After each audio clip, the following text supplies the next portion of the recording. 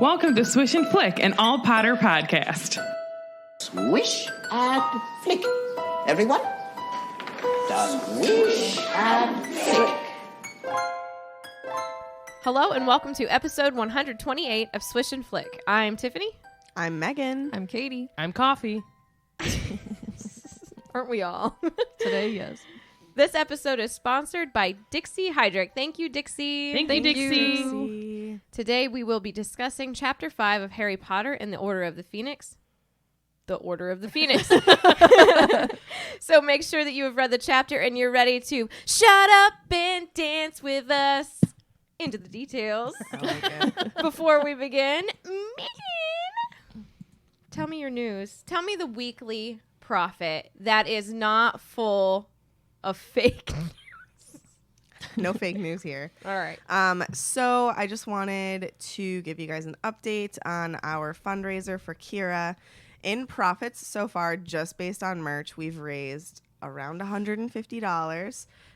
So please consider buying something from our Pride line to help fund his surgery. Anything from the Pride line will give 100% of the profits to his fundraiser. And if you'd prefer to directly donate without purchasing merch, that is totally, absolutely fine. You can find the links to his fundraiser all over our social media.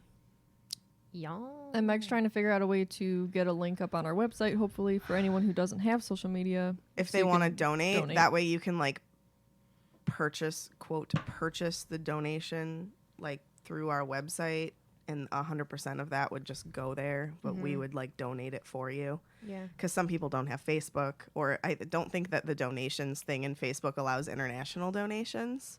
So Really? We're working on yeah. it. Oh, man. So to open it up to more people, I'm going to try and figure out a way to list a donation thing in our Pride section. We'll see if that's possible, and I will update you next episode if it's live. Okay. Yup. Thanks for the update. Hit me with it, Tiffany. Hit me with the recap. I thought you were going to be like, Ooh. recap. Oh, I actually do have other news. Oh, go ahead. No. We can redo it. It's fine. I wanted to tell everybody about the cool new exhibit coming to the London Oh, yes. Natural History Museum. Yeah. So they have a Fantastic Beasts exhibit coming, and they said that it's going to do a world tour. So I'm hoping Probably hit Come New to York. Cleveland. It won't come to it Cleveland. won't come. I mean, maybe it will. I know it would never That would come be to cool. Cleveland. We just redid our Natural History Museum, It's- which I like haven't it in there. been since they completed it. I was there during Is the it remodel. bigger? It is bigger. I believe they have a newer room. There was an exhibit They added happening, an and exhibit I think with it's over. the with Shoot the monkey. The monkey. Are you talking about Lucy? Yeah, Lucy. They had an exhibit with Listen, Lucy and I are family. Yeah, I mean, technically we are. I think that she's family with everybody. Evolution. So anyway, it's called, let me find exactly what it's called for you guys, but it's coming to London, and they say that it is doing a world tour. I hope that it at least comes to New York, because I want a reason to go to New York anyway, because of the new flagship store coming to New York. The very I was first like, ever. They're selling flags and ships. The very first ever Harry Potter store, It's gonna be standalone store in the crazy. U.S.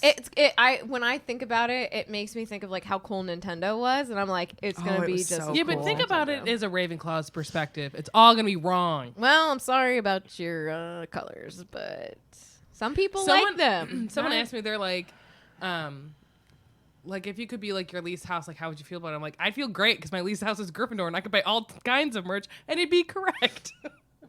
It is called Fantastic Beasts: The Wonder of Nature, and it's going to examine beasts of all forms, including natural and fantastical. I like that word. Fantastical. They're partnering with BBC and Warner Brothers. The Natural History Museum's new Fantastic Beasts themed show is designed to showcase creatures from the natural world and the wizarding world from the mind of J.K. Rowling. This ambitious show, set in the museum's Waterhouse Gallery, will include real-life specimens like giant oarfish, the world's longest bony fish, and a Galapagos marine iguana, alongside historical objects and digital installations. There will also be plenty of Wizard World specimens on display, such as an erumpent horn. You better be careful. And the dragon skull featured in Professor Lupin's classroom in the gotta Harry go. Potter films. I gotta go. Very cool. So I hope that it comes to New York so that we can go and then go to the store. Yeah. That'd be pretty. Oh, and when does it start? Let me tell you. Tickets go on sale Thursday, January 16th. So that already happened. Yeah. But it's going to be there for 7 months before embarking on an international tour. That's pretty cool. I wonder where their first stop is. New York. I hope. Welcome to New York. Come to Cleveland. Welcome to New York. Welcome to New York. All right. Let's try this recap again. Okay, what were you doing? I think Katie should do it. I don't remember what it was. Hit me with the recap, but you got to say it Oh. in the voice. Hit me with the recap. Re. Cap. Why don't you hit me with the recap? Cap. Recap. Recap. It's time for the recap. I was gonna do it like Alana when she goes, "Mommy." Recap. Okay. So Harry has infiltrated the headquarters of the Order of the Phoenix. Infiltrated. And he finally sees the two people he's been missing most and explodes like in a Rumpenhorn. Look, I wrote that even before I knew what your weekly profit was. Nice. But after all the shouty capitals, we find out a bunch of the information he's been wanting to know, at least a good chunk of it. We also discover that Percy decides he doesn't want to be a Weasley anymore. What the heck? There's more screaming. More room for Sasa. There's more screaming, but from a portrait instead of Harry. And we get to see good old Sirius again. Are you serious? Mm-hmm. You are? Dead Sirius. Whoa! And Sarah didn't even make that joke. You ever see that joke though? With it's like Harry and Sirius in the forest, and he's like, "I'm dead serious," and they both like make this little laughy face. Oh yeah, I have yeah, seen that. Alrighty, Rooski. Harry's back with Sirius, and they're setting up to eat some delicious Molly cooking. Harry's back. Along with some of the others, they're all gonna feast. So Fred and George do some magic, and that's not making Molly happy. It's mentioned that there might be a boggart in the house, and there are plenty of different conversations happening around the dinner table. And then Sirius and Molly have some serious words. Lupin gives his opinion, and Peppers, and Harry stays along with everyone but Ginny to get some more information. And he finally gets more answers to his questions. Lots of conversations be happening. Dumbledore might have been mentioned. Fudge might have been mentioned. Sarah might have been mentioned. Who knows? It's crazy. Samantha. What? That's a Frozen thing. Oh. I don't know what Frozen is. Samantha? It's when the ice. That's what's happening freezer. outside. All right, So, here we go. here we go. Here we go again. Sirius confirms to Harry, after his astonishment, that that person in the portrait was in fact Sirius's mother. Interesting. I think Harry is slowly finding out more and more about his godfather's family. So Yeah, because he had, Obviously. at this point, he had no idea. they that, don't like, talk about stuff like that. They talk Yeah. about Harry and keeping him alive. Like, Right. let's be real. They haven't got. He doesn't like know him. Neither one of them know each other. You Correct. know what I mean? Yeah. I think Sirius thinks he knows I think Harry they both because he think they thinks do. he's like James. I think Yeah. they both think they know each other. But really, when have they sat down and, like, had a conversation that's like, More than What's your favorite color? Let's get to they know don't each even other. know. You gotta know colors, man. So they've been trying to remove the portrait of Sirius's mom off the wall for a month, but they think that she put a permanent sticking charm on the back of the canvas. That was a good move. Smart. I guarantee that it's my headcanon, at least, that after the fallout, like, she, you know, like, that house gets, like, handed down or whatever. So she's like, I'm going to make this so you can't forget me. Yeah. I wonder. And I wonder if she put a spell on the portrait, like we said last time, To like change her Uh-huh. appearance. It makes me laugh that like both Sirius and his mom kind of thought the same way, because he put permanent sticking charms on like all of his like muggle posters in his room. Yes. So like, oh well, she's not gonna get these down, and she was like, he's not gonna get this down. Yeah. You know what But I mean? did she ever think he was going to get out of jail? Like, he killed however many monks. But I bet you she didn't. put that. I bet she put that on there When he like was a teen, long time maybe. ago. Yeah, maybe. But, like, think about it, too. Like, would she do that, too? Well, I guess she'd be a nice portrait to Regulus. Oh, yeah. That's why I'm thinking maybe it changes. Agree. In the Discord chat, Ethan says, "Nice one, James," and Vinny says, "Best addition to the movies." I totally 1,000% agree. I loved that little tic tac whenever they were fighting at the Department of Mysteries. I was like, yeah, that is how Sirius viewed him. As much as he tried to deny that that's how he viewed him, he really did. He had his buddy back. Yeah. Well, think too, like he said, 12 years of like being in prison, like he's So stunted. they're almost the as a same 20. age, you know And what I mean? before he got put in prison, his best friend had just died. So, like, what a way to fill that void by just, like, befriending his son and being Who like, oh is my God, it's James's like James again. mini. Like, Yeah. literally looks just like him and everything. And But it probably acts a seems- lot like him. It seems that both Sirius and his mother are very stubborn people. Yeah. Oh, yeah, for sure. What, do we know Sirius's birth month? I think we know his birthday. I wonder what we his do. sign is. Oh, good thinking. Yeah. Vinny probably knows that. November 3rd, 1959. What is that? What's Scorpio. Scorpio? Is being stubborn a trait of a Scorpio? I know that Aries and Oh, Scorpios same I don't as think are Molly. supposed to be. Oh, yeah, that makes sense. That That's makes why they sense that they are clash. butting heads. Oh, yeah. Oh, yeah. Okay, let's. My let's best get friend's on more the into cusp this. of Libra and Scorpio. We're not supposed to be friends, allegedly. But she's my best friend. Intensive resilient. Yeah. Okay. So, like I said, they've been trying to get the canvas off the wall for a month, but it is permanently stuck there. And Harry asks, "What's the portrait doing here in this old abandoned house?" Right? And then Joe describes Harry as being bewildered because he's like, "What? Like, why is it here? What is this place?" Some of the things that the internet tells me that are traits of a Scorpio male: excessive jealousy, inability to forgive, intense, competitive. Sounds a bit like Sirius. Sounds like serious, yeah. So they follow a path from the door, down a hallway, and down a narrow flight of stone steps on their way to the basement kitchen. And I just found that interesting. It's a basement kitchen. Yeah. I was just going to point out, like, Harry can be really stupid sometimes. And, like, this is kind of an example. It's like you walk in and, like, why else do you think there would be a portrait of Sirius's mom in this house? He's know. got his He's mind on other things. Well, and you can I have know, but I'm pictures of just other saying people in houses. he's kind of just like, sometimes And it's Harry also can the be like living that, world. where he's just, like, oblivious to life. But do you think she writes him like that for us, though, to explain things to us? Because we are bewildered. Yeah, for sure. Okay. It just makes me laugh. I'm like, oh, I'm going to put a Harry. portrait of you in my house. Okay. All right. I want it to change, though. Drooling based and on your screaming. mood. Sirius tells Harry that this was his parents' house, but since he is the last black that's left, it's now his. And he offered it to the order. Technically, yeah, but also no. There's other blacks. Well, within In that this bloodline. immediate His immediate, family. yes, this Yeah. is true. So he offered it to the order because it was pretty much the only useful thing that he has been able to do. His voice sounds hard and bitter. And Harry thinks that, you know, he thought he'd be getting a better welcome from his godfather after not seeing him for so long.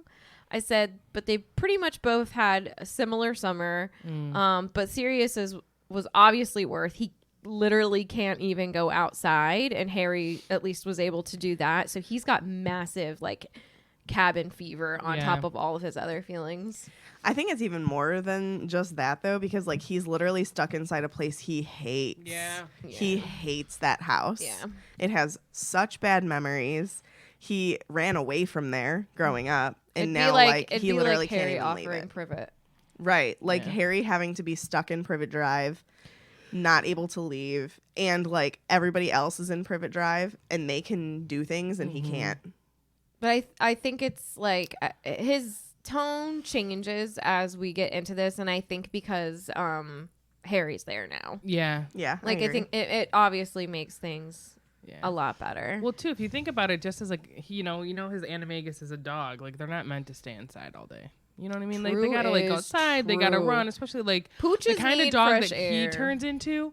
Like yeah, they need like Fozzie doesn't like stretch being your inside, legs. especially like when it's a nice day outside. Like he would rather be outside all day. You know what I mean? Yeah. Unless it's raining, then he won't go outside. True.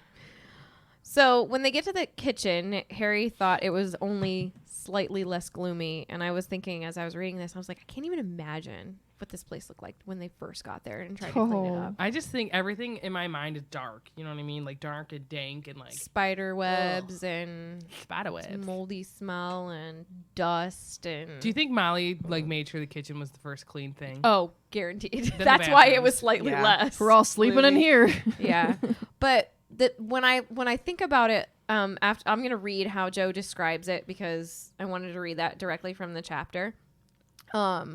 But it makes me think of in 7 when they were staying at Grimmauld Place and they got it like cleaned up and Creature's ear fluff was like clean and he had a fresh towel on and he was bustling around the kitchen and it felt warm and cozy and I'm like, this place could have a lot of potential. Like just because it has a bad history doesn't mean that we can't change it over. And then I really wonder what happened to it.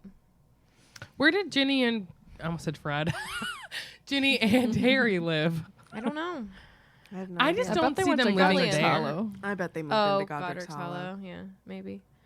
Maybe they restored if his old that- house. I wonder. Or if she's in ever all, said just anything. any other all wizarding. I don't know if I'd be able to do that. Yeah, neighborhood. Hogsmeade maybe.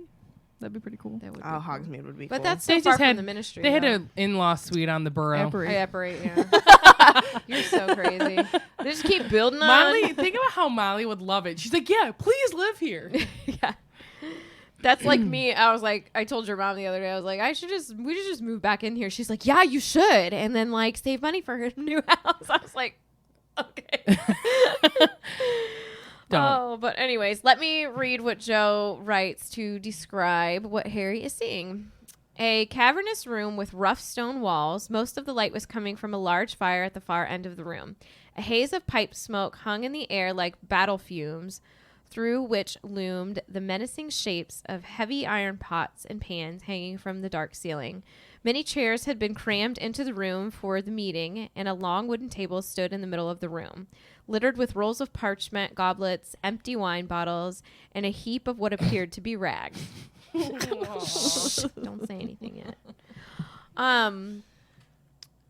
What is that? When I read what? You spelled Arthur way wrong. Are you Arthur? Oh, I don't know. I was typing fast. I had children in my room during this time.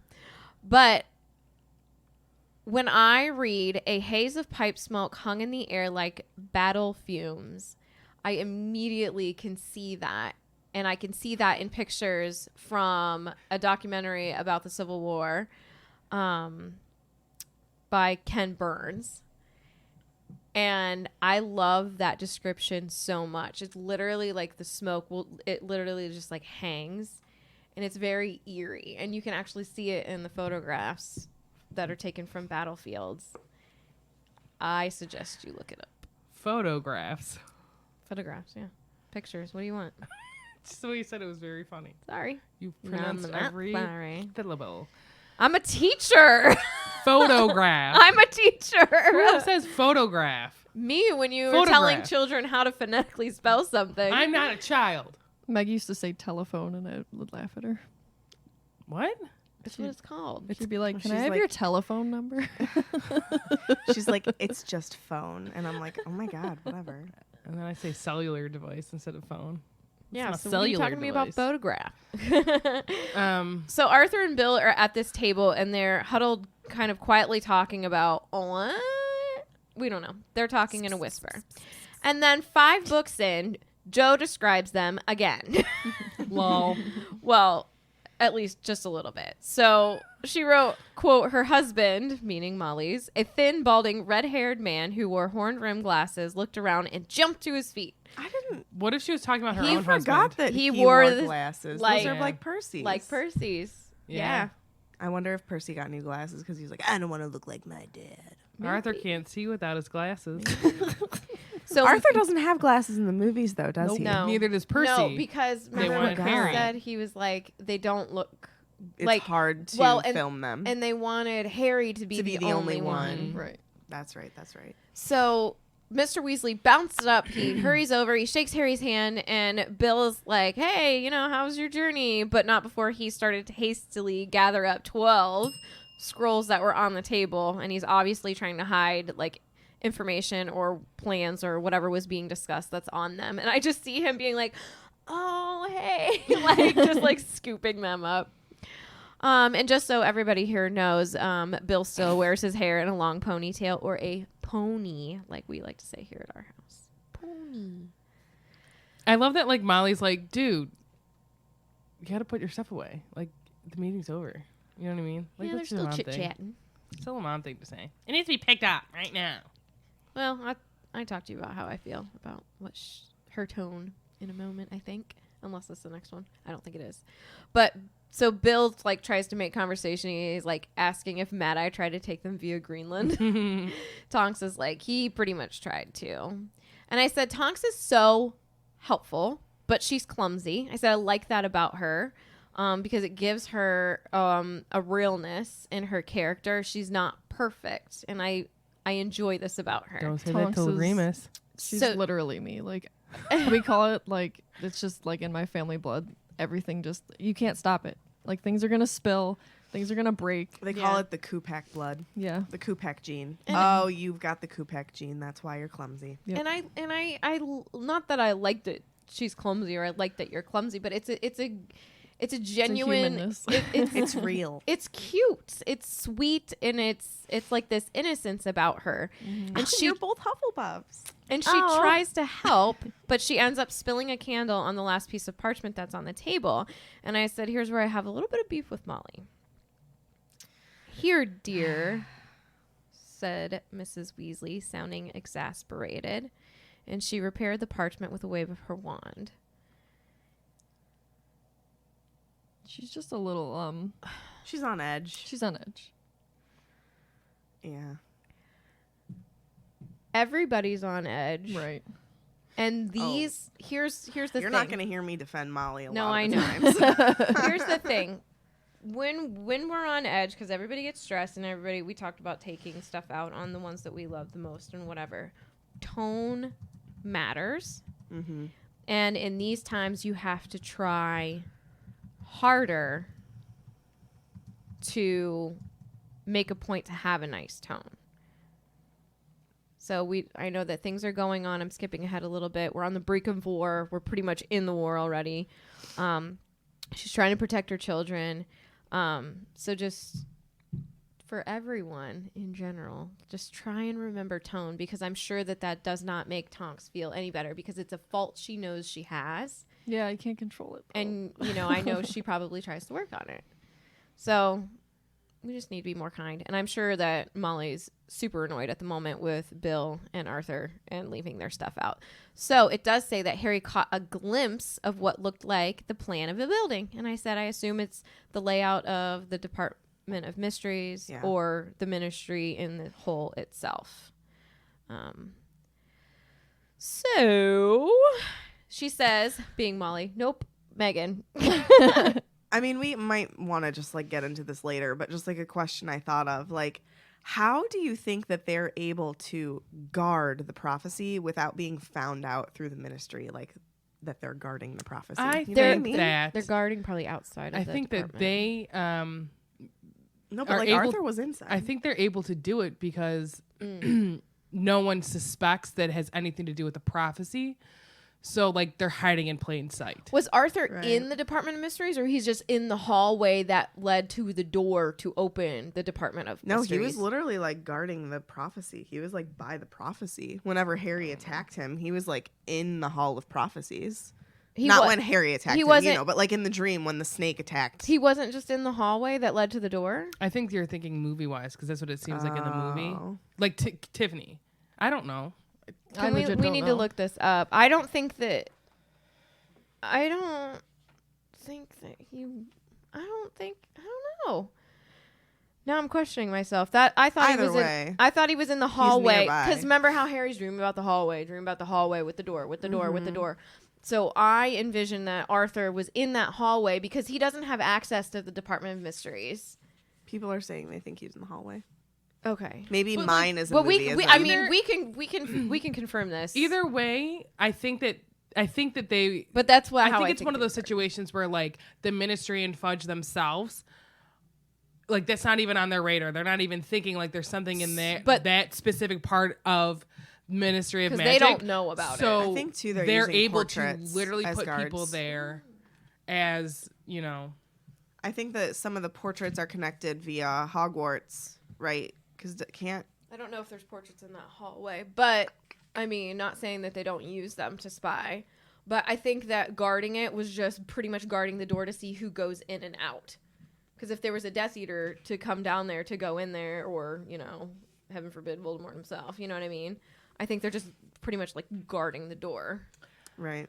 I'm pretty sure that in the same chapter that he has the dream, they're talking about Cho kissing him while she's crying. Oh, really? It's the same one? Yeah. Oh, wow. It was that night, wasn't it? Yeah. He had the dream. Like, it was like that night. Hold on.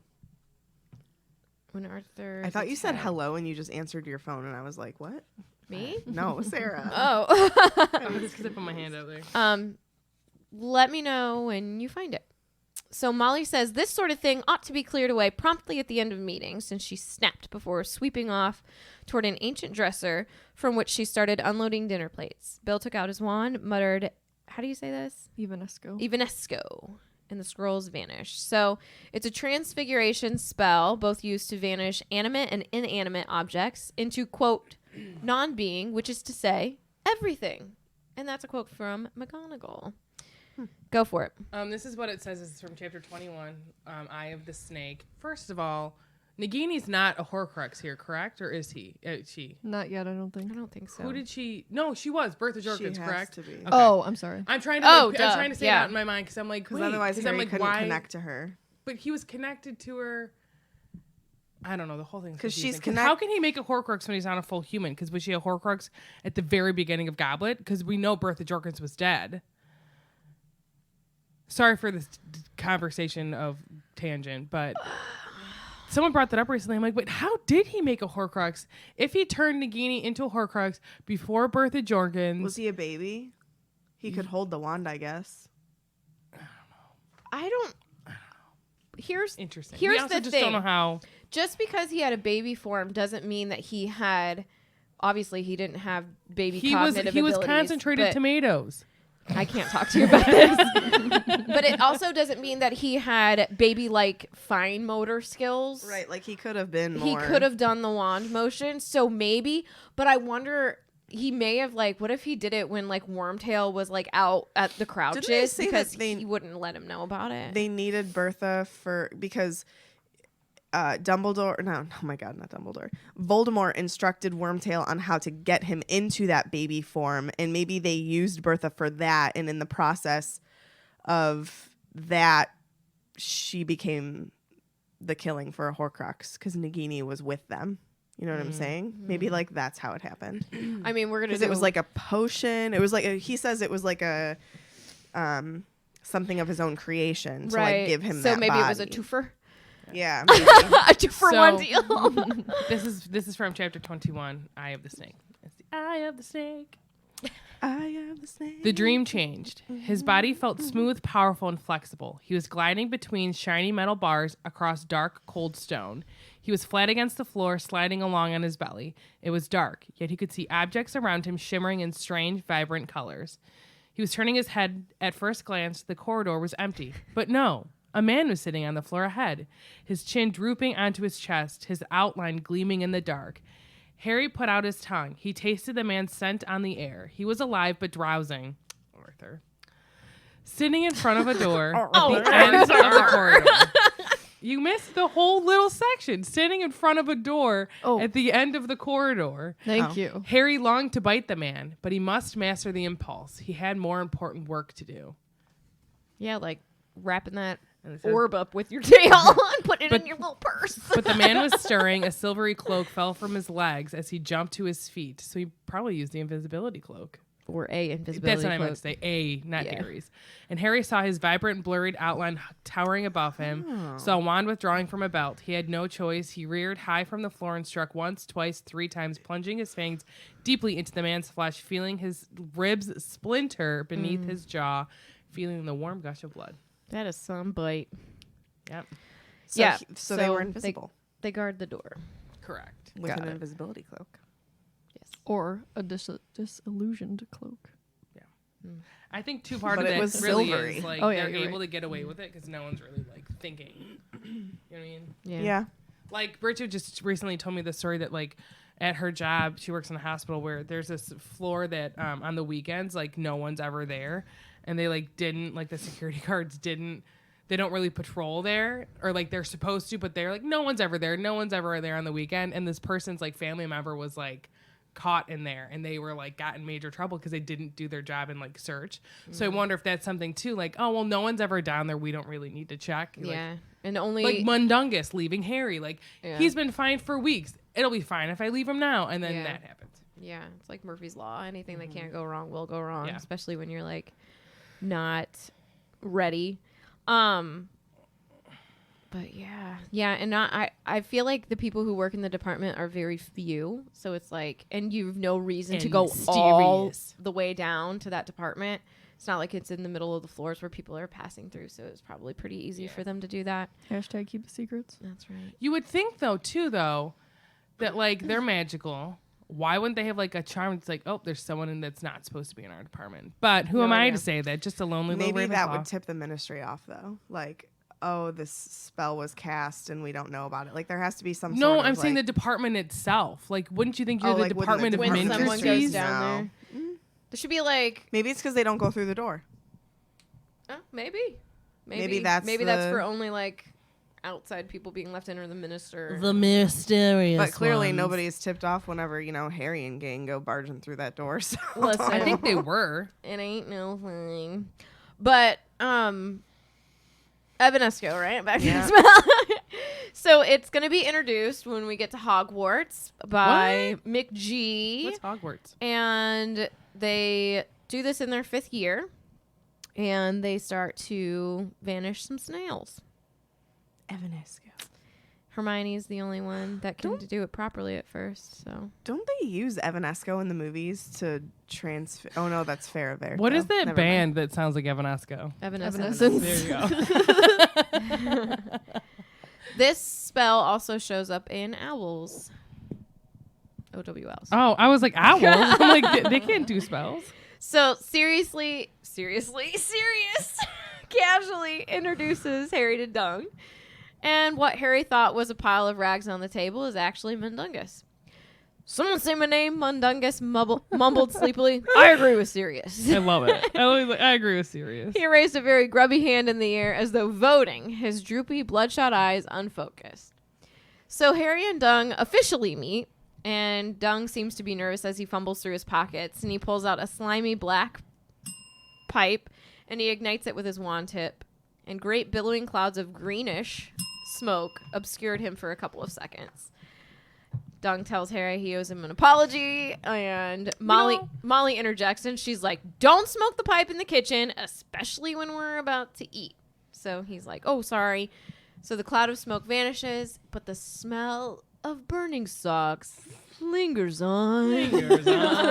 I just appreciate the fact that he apologizes to Harry.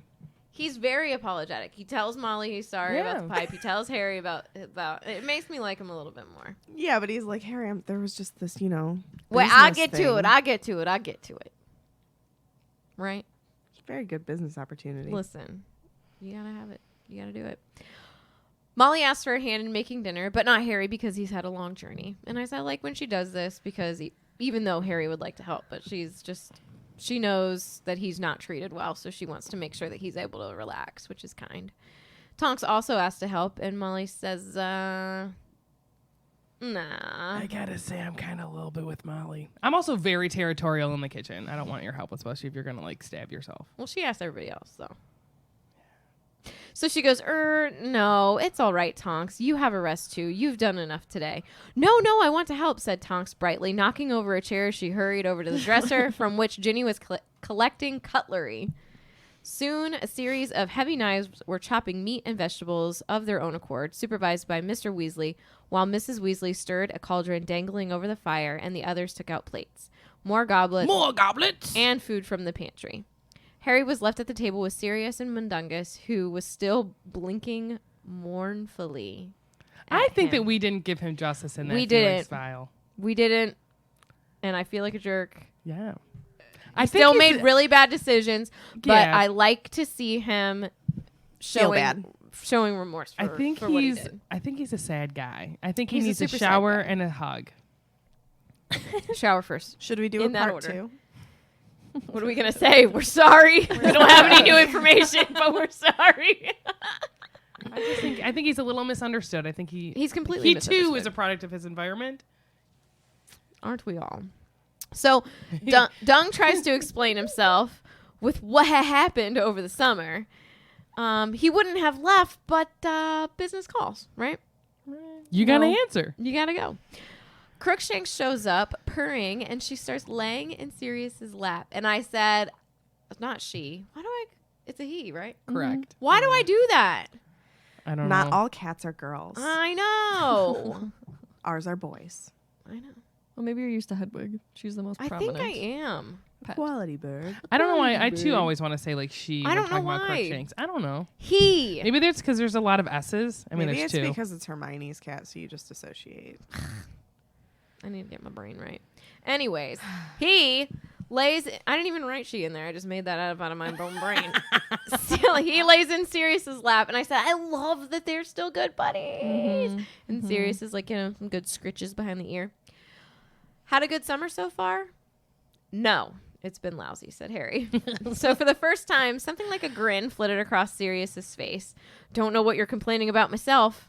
"What?" said Harry incredulously. "Personally, I'd have welcomed a Dementor attack. A deadly struggle for my soul would have broken the monotony nicely." You think you've had it bad. At least you've been able to get out and about, stretch your legs, get into a few fights. I've been stuck inside for a month. That is so. He's still so in that early adult / almost teenage mindset. You know what I Ron mean? would say, wouldn't it? He's just. Think He about hasn't that been able to though. grow. Think about being stuck in a house for a month. A month. A month. In a Like, house you hate. You can't go outside. Like, dude, you're too nice. Sasa would have been gone. This coffee would have been gone. Sasa. So he's been inside because the Ministry's after him. Voldemort knows about him being an animagus because of Wormtail, so there isn't much that he can do for the Order. Sirius isn't happy with Dumbledore too, and I said they should start a club.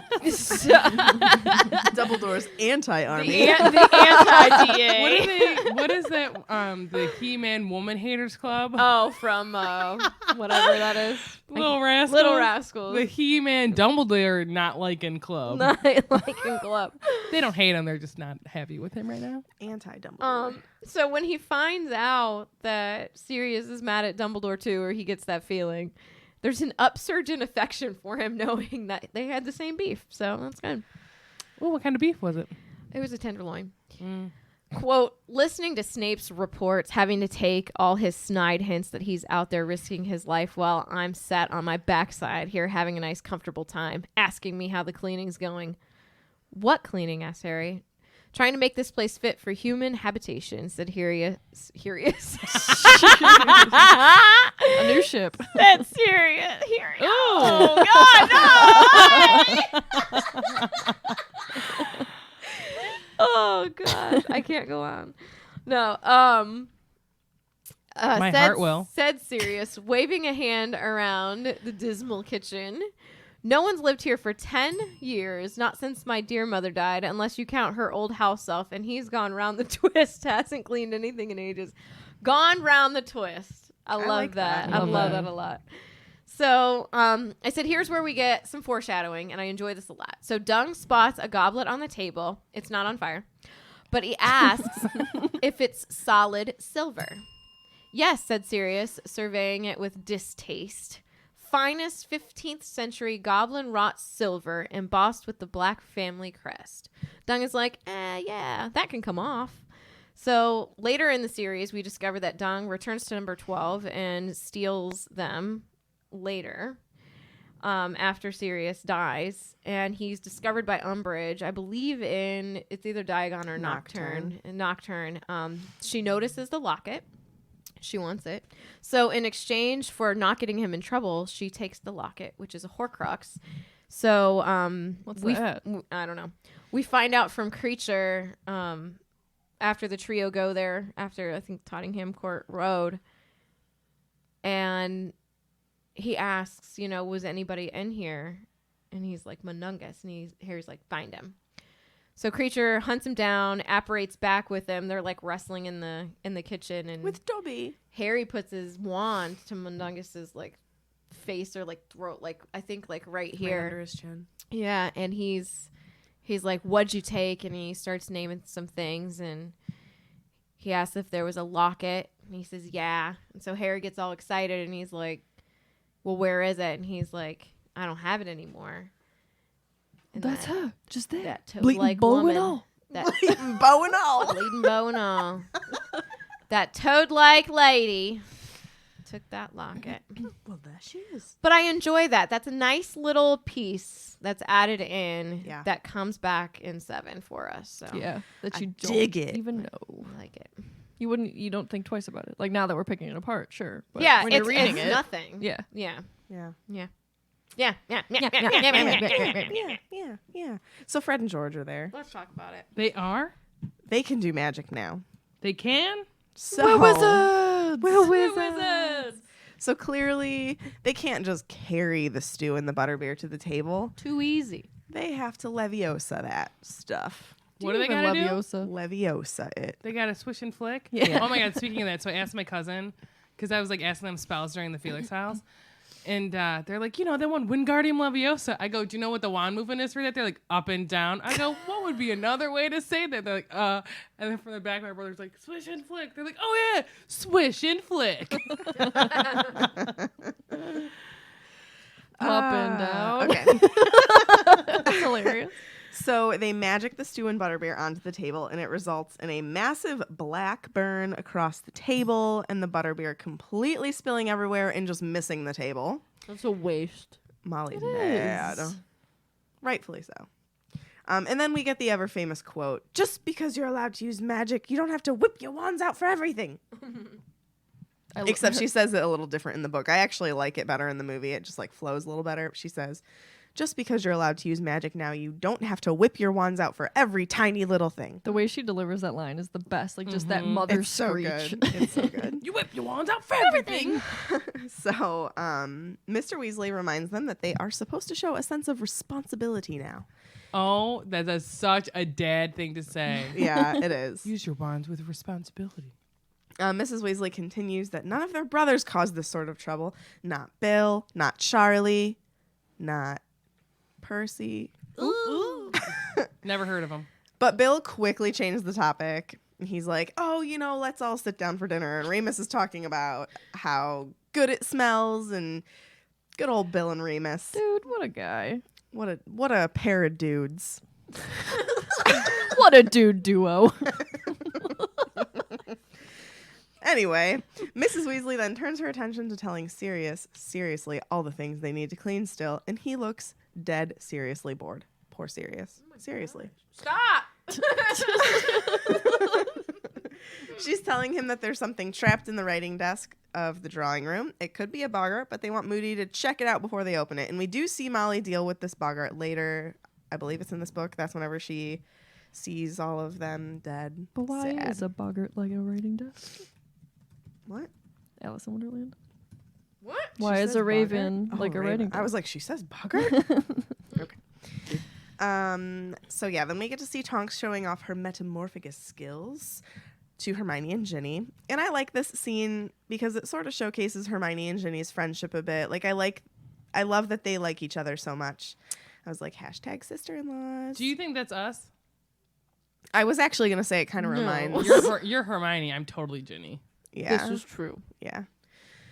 So we see her change her nose to look like Snape's, to have a button mushroom nose, to have hair sprout out from each nostril, and a pig snout, which Harry thinks, looks like a female Dudley. Harry. I mean, Dudley's not nice to him, so. I just really love the normalcy of this part of the conversation. Like, it's like her describing what's going on at the table. Like, it's just like a normal This is everyday dinner wizarding dinners. with you know the what I Magic mean? family. Yeah. Like, I it's love it. just really cool. You're right. Then Mr. Sarah Ann. Then Mr. Weasley, Bill, and Remus are discussing the goblins, and I'm going to read from chapter here. It says, "They're not giving anything away yet," said Bill. "I still can't work out whether they believe he's back or not. Of course, they might prefer not to take sides at all. Keep out of it." "I'm sure they'd never go over to you-know-who," said Mr. Weasley, shaking his head. "They've suffered losses, too. Remember that goblin family he murdered last time somewhere near Nottingham?" "I think it depends what they're offered," said Remus. "And I'm not talking about gold. If they're offered freedoms we've been denying them for centuries, they're going to be tempted." And I like that he says that because it's really like a direct correlation to him. There are certain freedoms that he's denied. And I think that like he can kind of relate to them on that level a little bit. So he's like, well, actually, if they're offered certain freedoms, they might go to the other side. Because I think that that's a lot of the issues with the werewolves that he recruits as well. Because he promises them freedoms. Freedom. Have you still not had any luck with Ragnarok, Bill? "He's feeling pretty anti-wizard at the moment," said Bill. "He hasn't stopped raging about the Bagman business. He reckons, Goblin rage! He reckons the ministry did a cover-up. Those goblins never got their gold from him, you know." And remember that Ludo Bagman owed the goblins money for the Triwizard Tournament with all of his betting. Actually, it was for the Quidditch World Cup. But it was Yes. before that. He owed, like, I think he was trying to get the money to I pay them back because Right. he He already was like owed them double or money. nothing, Yeah. trying to Yeah. get And himself he out of the lost. hole. Made Yeah. himself worse. And All then of they the were things. bugging him basically through the entire book. He was getting hounded at like the 3 broomsticks and What's the It's kinda last like the we hear mob. of Bagman? Something in 7. I don't Yeah, remember. but I can't remember. I don't know. We do get a mention of him though. But you're I right. wanted to remind people that your actions have consequences. And well, A lot of life it's true. lessons in this chapter. But also like something that we would view as like simple. It's like, oh, Bagman has a gambling problem. This is affecting the fight against Voldemort. Bagman's gambling problem is literally affecting the loyalty with the goblins, like for this war, which is pretty crazy. That's like a huge thing. With people who like, because Bill probably has a pretty good reputation with the goblins Right, that he I would works with. agree. So normally it probably would have been an easier Easy. transaction to Right. be like, hey, like this is happening, we need help. But now it's like, well, they're pretty He has to be anti-wizard because convincing. of Ludo. Well, Yeah. and then in 7 they Well- bend to Voldemort, and obviously because they're terrified of him, so they do whatever he wants. Because he even With, shows like, up at Gringotts. Gringotts, But I also and then he kills him. I don't Yep. think that it's solely Ludo Bagman's choices. I think this added to it, but It's like just a we bad also book. know that there are wizards out there that aren't nice. True. Not even For just to goblins, sure. but to house elves, all these things. So like they're also used to dealing with those because they have to deal with people every single day. Wizards coming in and basically being like, "I'm better than you," and they're like, Give me my you, money. You really want to like take care of the people that control your money, basically. For sure, but at the end of the day, the fact that Bill is saying No, I agree. he's still raging about the Bagman business, like clearly that's on Ragnarok's mind. Well, yeah, and it's like And it's like- going to make his decision Yeah. easier for him to say, I'm against Absolutely. wizards right now. So it's like Bill being a representative of the Order and Ragnarok being a representative of the goblins. If they can't make that work, just like when Hagrid and Madame Maxime go to the Can't, Giants, do anything with the goblins. It's very- the goblins, the giants. it's sad, Yeah. dude. And I'm just saying Damn. that Bagman is truly a bad man. Oh, I knew you were gonna do that. Felix Files on that guy. We should. Oh, yeah. Let's do it. Hey, I'm Lark, And I'm Jesse. and we're the hosts of The Gaily Prophet, an intersectional queer Harry Potter podcast. One reviewer described our show this way: if you want to queer the way you engage with the witchy world of HP, challenge the systemic problems in that world as well as our own, have your heart torn in two by seeing the beauty in the what-ifs, and laugh so hard it hurts, I urge you to give this podcast a listen. So if you love Harry Potter, critical analysis, gay stuff, and laughing really hard, subscribe to The Gaily Prophet wherever you listen to podcasts.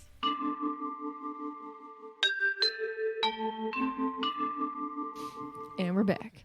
So while they're having this pretty, not like intense, but like a real conversation at the other end of the table, at the middle of the table, there comes this big burst of laughter. So Dung's telling a story to Fred and George and Ron about how he stole some stolen toads, then sold them back to the same guy for twice the price.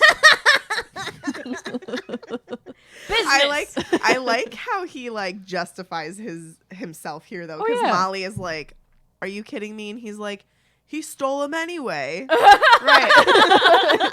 Like, she's like, I don't think you really understand right from wrong. I would totally probably do something like that if I was a sketch broski. Sketch For sure. Sasa. Sketch Sasa. Yeah. So Please do. Someone sketch me. Oh. I need a sketch. So Molly clearly just doesn't approve of Dung very much. So Harry asks quietly to Sirius, like, why is he in the order if, he just seems kind of like a sketch dude. And Sirius says, well, he's useful. He knows crooks because he is a crook. He hears things that we don't. He's very loyal to Dumbledore because he helped him out of a tight spot once. It's just that Molly thinks that inviting him to stay for dinner is a little too far, and she clearly hasn't forgiven him for abandoning Harry's post. As his, pseudo mom, I don't blame her. Probably doesn't have anywhere else to eat. I know. Yeah, And I true. think Sirius actually just has sympathy for him here. Yeah. Can you see them drinking late into the night together? For sure. Yeah. Yes, Tiffany. 2 things. No. Should I say what I said on the pod about my wondering about Dung? Sure. Yeah. Okay, so as we were recording our Felix file on Mundungus, I kind of came to the realization that I think Mundungus might possibly be homeless. And we don't know where he lives, and he just kind of seems like he's bouncing around. He's a wanderer. So he might be like one of those people that kind of goes from place to stay. So I don't know. The So that was a couch surfer. wondering we had. So kind of keep that in your brain as you read about him. And the second thing is, do we know the tight spot that Dumbledore helped him out of? No. I don't think so. I mean, it could be anything. Honest really, to at God. this point. I wonder if it had anything to do with Death Eaters or Maybe they tried to recruit I him. wonder if and he, it, tried- he was I wonder if he working with- saved his life. yeah. I like that, It bro. it feels Yeah. like a life debt.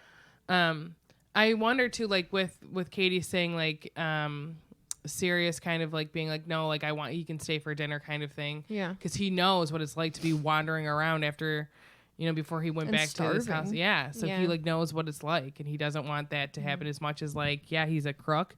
But let's be honest, Sirius is not that he's a crook, but he's also not a little angel. True. So He's Yeah. not a rule abider. correct. Yeah. Yeah. Rules for him were made to be broken. Yes, right. So Harry has 3 helpings of Sorry. rhubarb crumble and custard. sounds so Okay. good. I don't think I've Never ever had it. Neither have I. Any of Sounds that. I've had incredible. You've never had strawberry custard? rhubarb pie. No, rhubarb things. It's really I've good. never eaten rhubarb either. It It's looks good. like red celery, but Yeah. I know what it looks it like. doesn't taste anything like It has a bite to it if you have a lot of it in something, but Well, you have an oven, right? I do. We should make I rhubarb should make crumble. I should This is make like, a have you ever strawberry had rhubarb figs? pie. Have you ever had rhubarb? I will totally make us a rhubarb crumble for something. Yeah. Let's do it for next time we record. Just for funsies. Okay. Next Thursday. Yeah. Yeah, sure. I forgot we have a real schedule. Let's do it. So he has all of these helpings of dessert, and the waistband of his jeans is uncomfortably tight, and that's saying something because they were once Dudleys. Do you think that they were Dudleys when Dudley was 11? Yes, it had to have been Maybe years even, ago. 8? Well, because Dudley's a big guy. Vernon's a big guy. Just in Right, general. right. You know how Yeah, Matt's a big guy. Isn't Harry tall? Is he taller? He's tall. Is he? Has but his he's, his skinny. jeans now become jorts? Are they floods? Now you're picturing him in jorts and you're hating your life. I just love, first of all, Are I you love thinking the the term 90s? jorts. No, I'm thinking of Marty and his friends when they do the jort bar crawl. They're very Oh inappropriate. my god. Oh gosh. All right, so everyone is relaxed. Peaceful. Mrs. Weasley yawns. She's like, I think it's nearly time for bed. But Sirius stops her and says, no, not just yet. And he looks at Harry and says, I'm surprised at you. I thought the first thing you'd do when you got here would be to start asking questions about Voldemort. Instantly, the atmosphere changes. I feel like everything goes. Yep. Yep. I find it interesting that Sirius is okay saying Voldemort's name too. Well, he was around for the first war, and He they were all like, literally- "Screw this." But like, Yeah, what but does he so have to? would- What does so he would have the to Weasleys. lose? What does he have to lose? You know what I mean? But He's I also think, like, reckless. I wonder though, like, if the Marauders, like, I wonder if James and Lily and they were like Would've said Voldemort. Yeah, Voldemort. I bet they did it. because Does it Remus think- says it. Remus does say Voldemort. He does. He's Yeah. the first person he hears other than Dumbledore That's right. say his name. Say my name. Say my name. When no one is around you, say Voldy, I love you. Carly, that gif is the best. The little baby running and like, woo. Lana does that. Mood shift. So yeah, it's described that the atmosphere changes as quick as if Dementors had just arrived. So everyone's suddenly alert and very tense. It's almost like you can hear in your head like a record like going Yeah. like That's what I everything just said. I know it's like everything just stops. You've been in that situation, right? Where like oh yeah, Gets weird and uncomfortable real fast. and then you're like I'm gonna the meme I'm gonna head out. All right, I'm gonna head out. And Harry's like, I did. I asked Ron and Hermione, but obviously they're not allowed in the order. So, and Mrs. Weasley says, that's quite right. You're all too young. And Sirius is like, well, I think Harry has a right to know what's been going on, which causes an instant uproar from Fred and George, who have been trying to get stuff out of him for a month. They're of age, so what's his problem? I And- like that they're genuinely angry, like because you Yeah. don't see that from them often. True. They're like, why does he get to know and not us? Yeah. Right. And it's a valid question. It I is. mean, like, I understand Molly wanting to protect them, but at the end of the day, they're adults in the Wizarding world. And they should, if Molly doesn't want them to actually join the order because they're still in school, they should still be allowed to ask questions. I feel like if I was in that situation and I was Fred and George, and even if I was of age and living in my parents' house, mom was like, you live under my roof, you're going to abide by my rules. If I say this, it's going to go. Or you can get out. That's just how Yeah. I view When it. do they get the apartment? Do they get an apartment in Diagon Alley? Did I make that up? They do next book, I Okay. think. But they're 'Cause still they in leave school. Hogwarts this year. Yeah. No, they leave Hogwarts this year. Spoiler. I'm way ahead. I'm thinking I'm in 6. My bad. Nope. Okay. So Sirius very calmly says, it's not my fault you haven't been told what the order's doing. That's your parents' decision. Harry, on the other hand, and Mrs. Weasley's like, hold on. It's not up to you to decide what's good for Harry. She says, quote, you haven't forgotten what Dumbledore said, I suppose. The bit about not telling Harry more than he needs to know. And Sirius is like, Harry's the one who saw Voldemort. He has more right than most. Mm-hmm. And because you can't do this all justice, where's the thingy? Thank you. I can understand where they're both coming from, but I Yeah. side with Sirius. Yeah, Same. so do I. I think Molly realizes everyone more sides with Sirius in the end. I of think this book. I think she's not doing this in a malicious way. She's just doing this as a mother Yes. that's worried. 1,000%. Honestly, I think the deciding factor for her when she like finally gives in is Remus's voice of reason Yeah. and Arthur's. Yeah. Well, and I think too because I think she thinks Sirius is reckless and Sirius thinks that this is James. Yeah, they have issue. I wonder if yeah. they have issue even before he went to Azkaban. Like, I wonder what happened. Did with they all know of each other? Well, they had to have because they were both in the order, weren't they? Were the Weasleys Aren't they in the I don't know the related as Weasleys well? were. I don't know if the Weasleys I know her were, brother. I actually. think her brothers were. I don't know if she and Arthur were. Arthur might have been. I don't know how much, because she was having kids. Did I make that up True. too? Are they related? Who? Sirius and Molly are related, aren't they? Because they're pure. Oh, From yeah, Gilbert. they Oh are. yeah, They I are. think They are. yeah, all of those families are Because somewhat one related. of the Pruitts marries a black, I believe. Well, don't and they? I Maybe don't know, she I'm still just looking it is up still a on the little prejudiced of all the things that Encyclopedia. have happened with Harry's parents dying and having Sirius all of a sudden come in. Where like, You're taking my boy. yeah, where Yeah. like she knows like get it. like that's not her son, but like that's her That's son. her son. Yeah. Yeah. I get it. I get it. All right, so from the book, he's not a member of the Order of the Phoenix, said Mrs. Weasley. He's only 15 and he's dealt with as much as most in the Order, said Sirius, and more than some. No one's denying what he's done, said Mrs. Weasley, her voice rising, her fists trembling on the arms of her chair. But he's not a child, says Sirius impatiently. He's not an adult either, said Mrs. Weasley, the color rising in her cheeks. He's not James, Sirius. I'm perfectly clear who he is, thanks, Molly, said Sirius coldly. I'm not sure you are, said Mrs. Weasley. Sometimes the way you talk about him, it's as though you think you've got your best friend back. What's wrong with that, said Harry. What's wrong, Harry, is that you are not your father, however much you might look like him, said Mrs. Weasley, her eyes still boring into Sirius. You are still at school, and adults responsible for you should not forget it. Meaning I'm an irresponsible godfather, demanded Sirius, his voice rising. Meaning you've been known to act rashly, Sirius, which is why Dumbledore keeps reminding you to stay at home and will leave my instructions from Dumbledore out of this, if you please, said Sirius loudly. Yes. They both are valid, though. Yeah. Ignatius Pruitt is Sirius Black's uncle Okay. Oh, cool. on his father's side. And then also Septimus Weasley marries a Cedrella Black way, way back in the family tree. I just would like to point out, like, they both are fighting for Harry. They both think they know what's best for him. Yeah. Right. Right. So it's both coming from places of like love. Love. Like they both love and care for Harry. They're just, as every person is different, their quote parenting-ish styles are different. And she's probably just thinking of like her brothers. Yeah. I mean, genuinely, I think majority of what she's doing is because she's truly afraid, and she's been through it, and she's seen both of her brothers die, And Gryffindors protect. and she doesn't want that to happen. And I don't think Sirius wants that to happen, but they both think, like, she thinks we need to keep them in the dark, and he's thinking they need to know. I think that Sirius understands more so of... I think Sirius understands Harry's role in this war a little bit more than Molly does. I think Molly's kind of... Not that She's she doesn't denying understand it, but she's denying the Yeah. fact that he has such a huge role in this and needs to know things. because Yeah. Well, children shouldn't have that kind And of I think, role. I think That's she's what she probably thinks. also Yeah. thinking, like, my brothers fought and they died, and Sirius is thinking they need to fight just so they can have a chance to survive. So Yeah. she's thinking, like, fighting equals dying. He's thinking fighting can equal surviving. Yeah. Yeah. It's just hard. I mean, they're both, neither one of them is wrong. Neither one of them is right. Right. I agree. It just hurts. Also, they were not part of the original order, Molly and Arthur. Yeah. For sure. I read that. I think that Sirius is right in this, though. I think he's that's the I think- conclusion that we all came to. He has the Right. right to ask questions. Does he have the right to know all the answers? And they don't tell him everything. I don't know. Right. Yeah. So- Yeah. No, I think what they do is appropriate. I agree. And I think that, again, like, Lupin coming in and being like, hey, like, let's tell him. Because at the end of the chapter, he's like, all right, we're done. Yeah. Right. Yeah.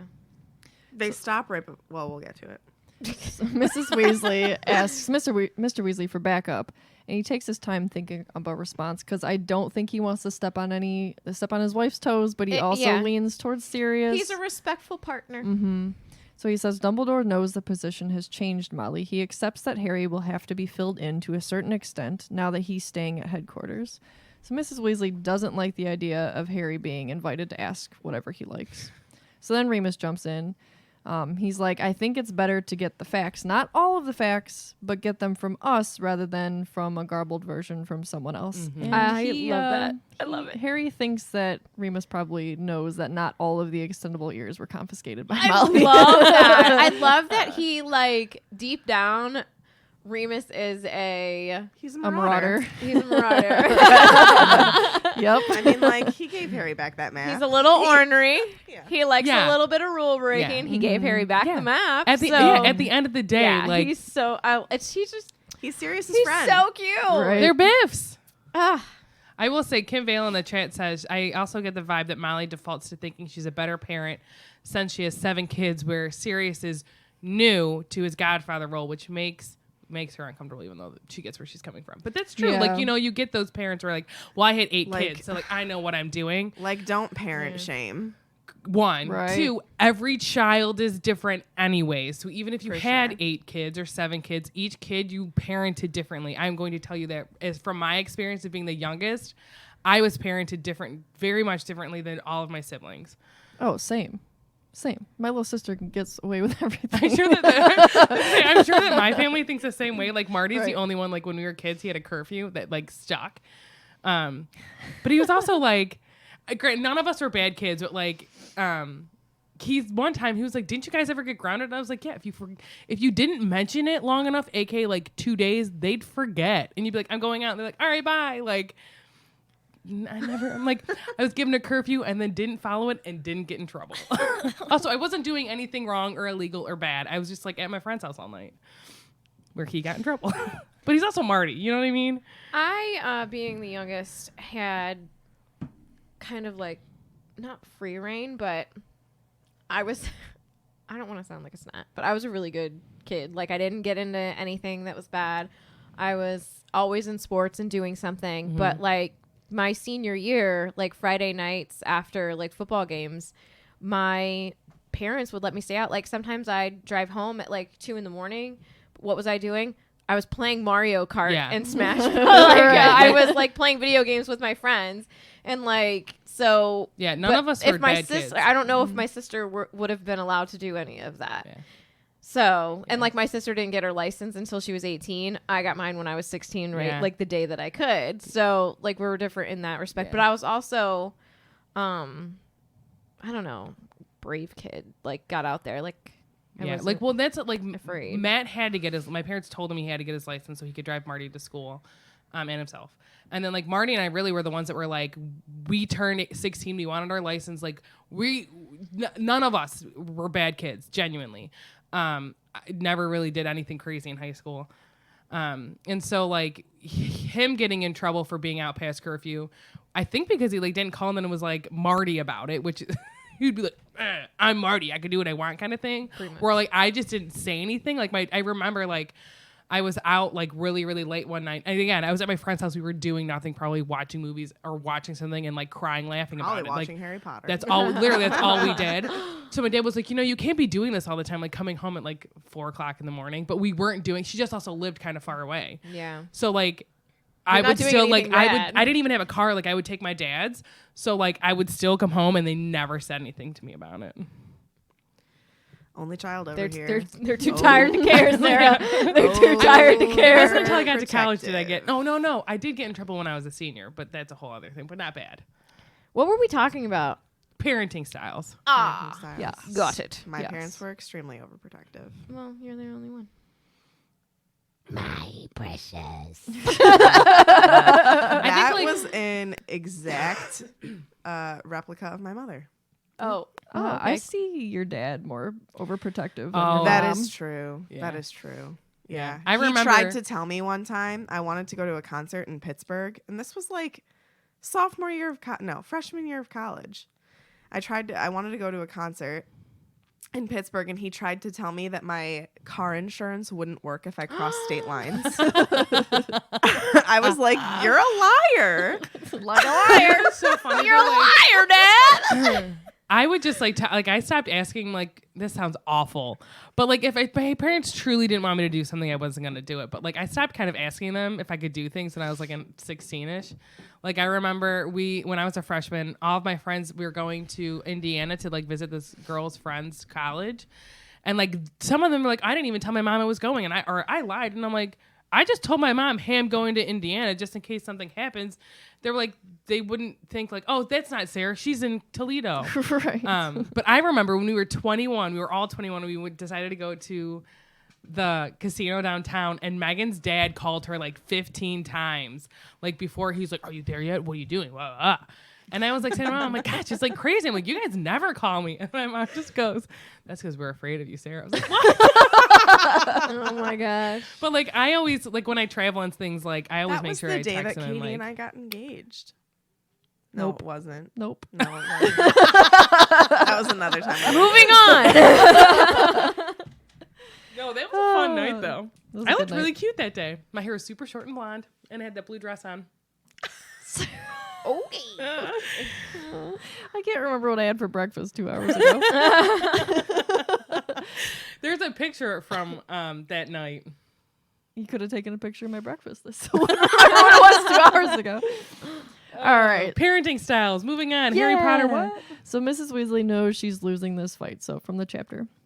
Well, said Mrs. Weasley, breathing deeply and looking around the table for support that did not come.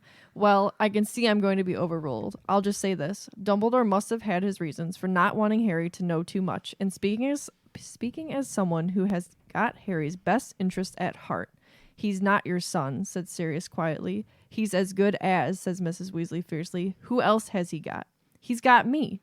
Yes, said Mrs. Weasley, her lip curling. The thing is, it's been rather difficult for you to look after him while you've been locked up in Azkaban, hasn't it? Low blow. Low blow. A. B. Patty Betty. I wonder if Harry wasn't in this situation, in this moment that he is, like how he would have felt, like literally hearing the words coming out of Molly Weasley, like he's basically my kid. Like, don't say that.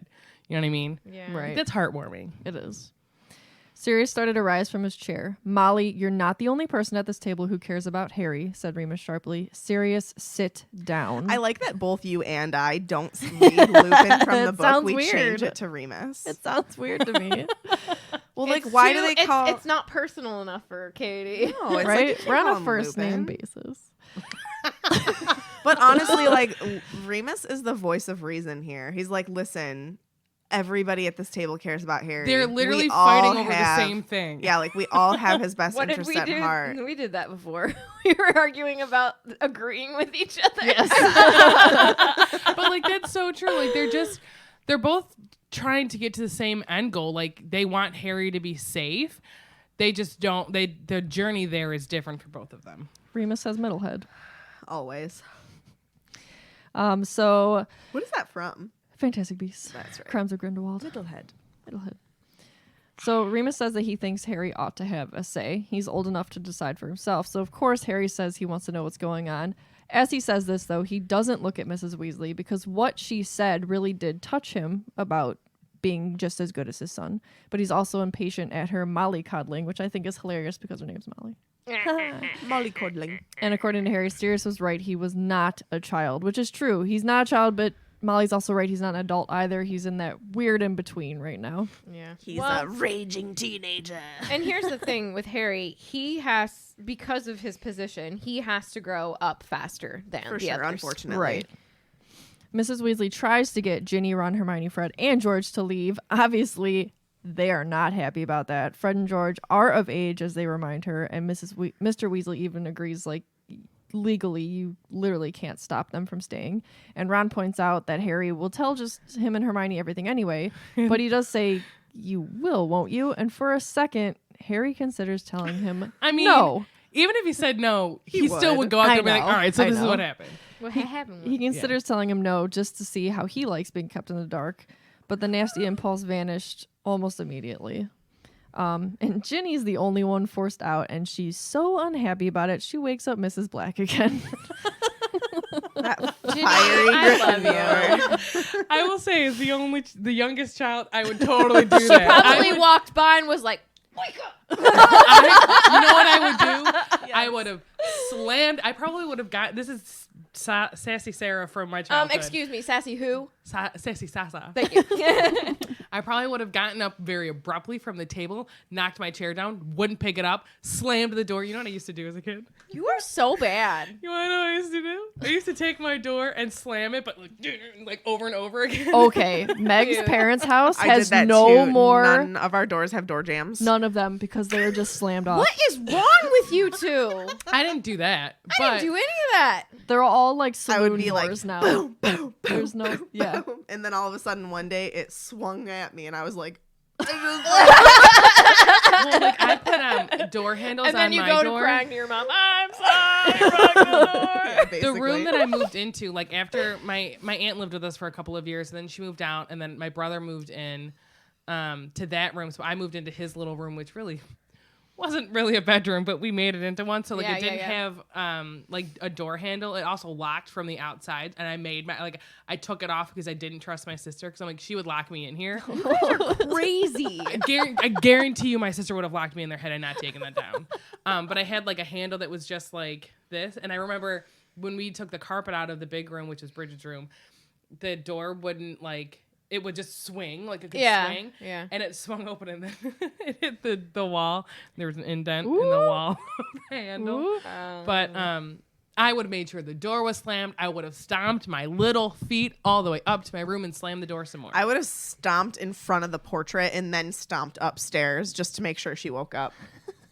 Yeah, Guys are 1,000%. nuts. Guys are nuts. I would have stomped out there and I would have been like, wake up! And then I would have just kept running and I would have been like, this is stupid! Like screaming the I whole way. probably would have said some swears. Yeah, I would've Alberta, sworn. guess what?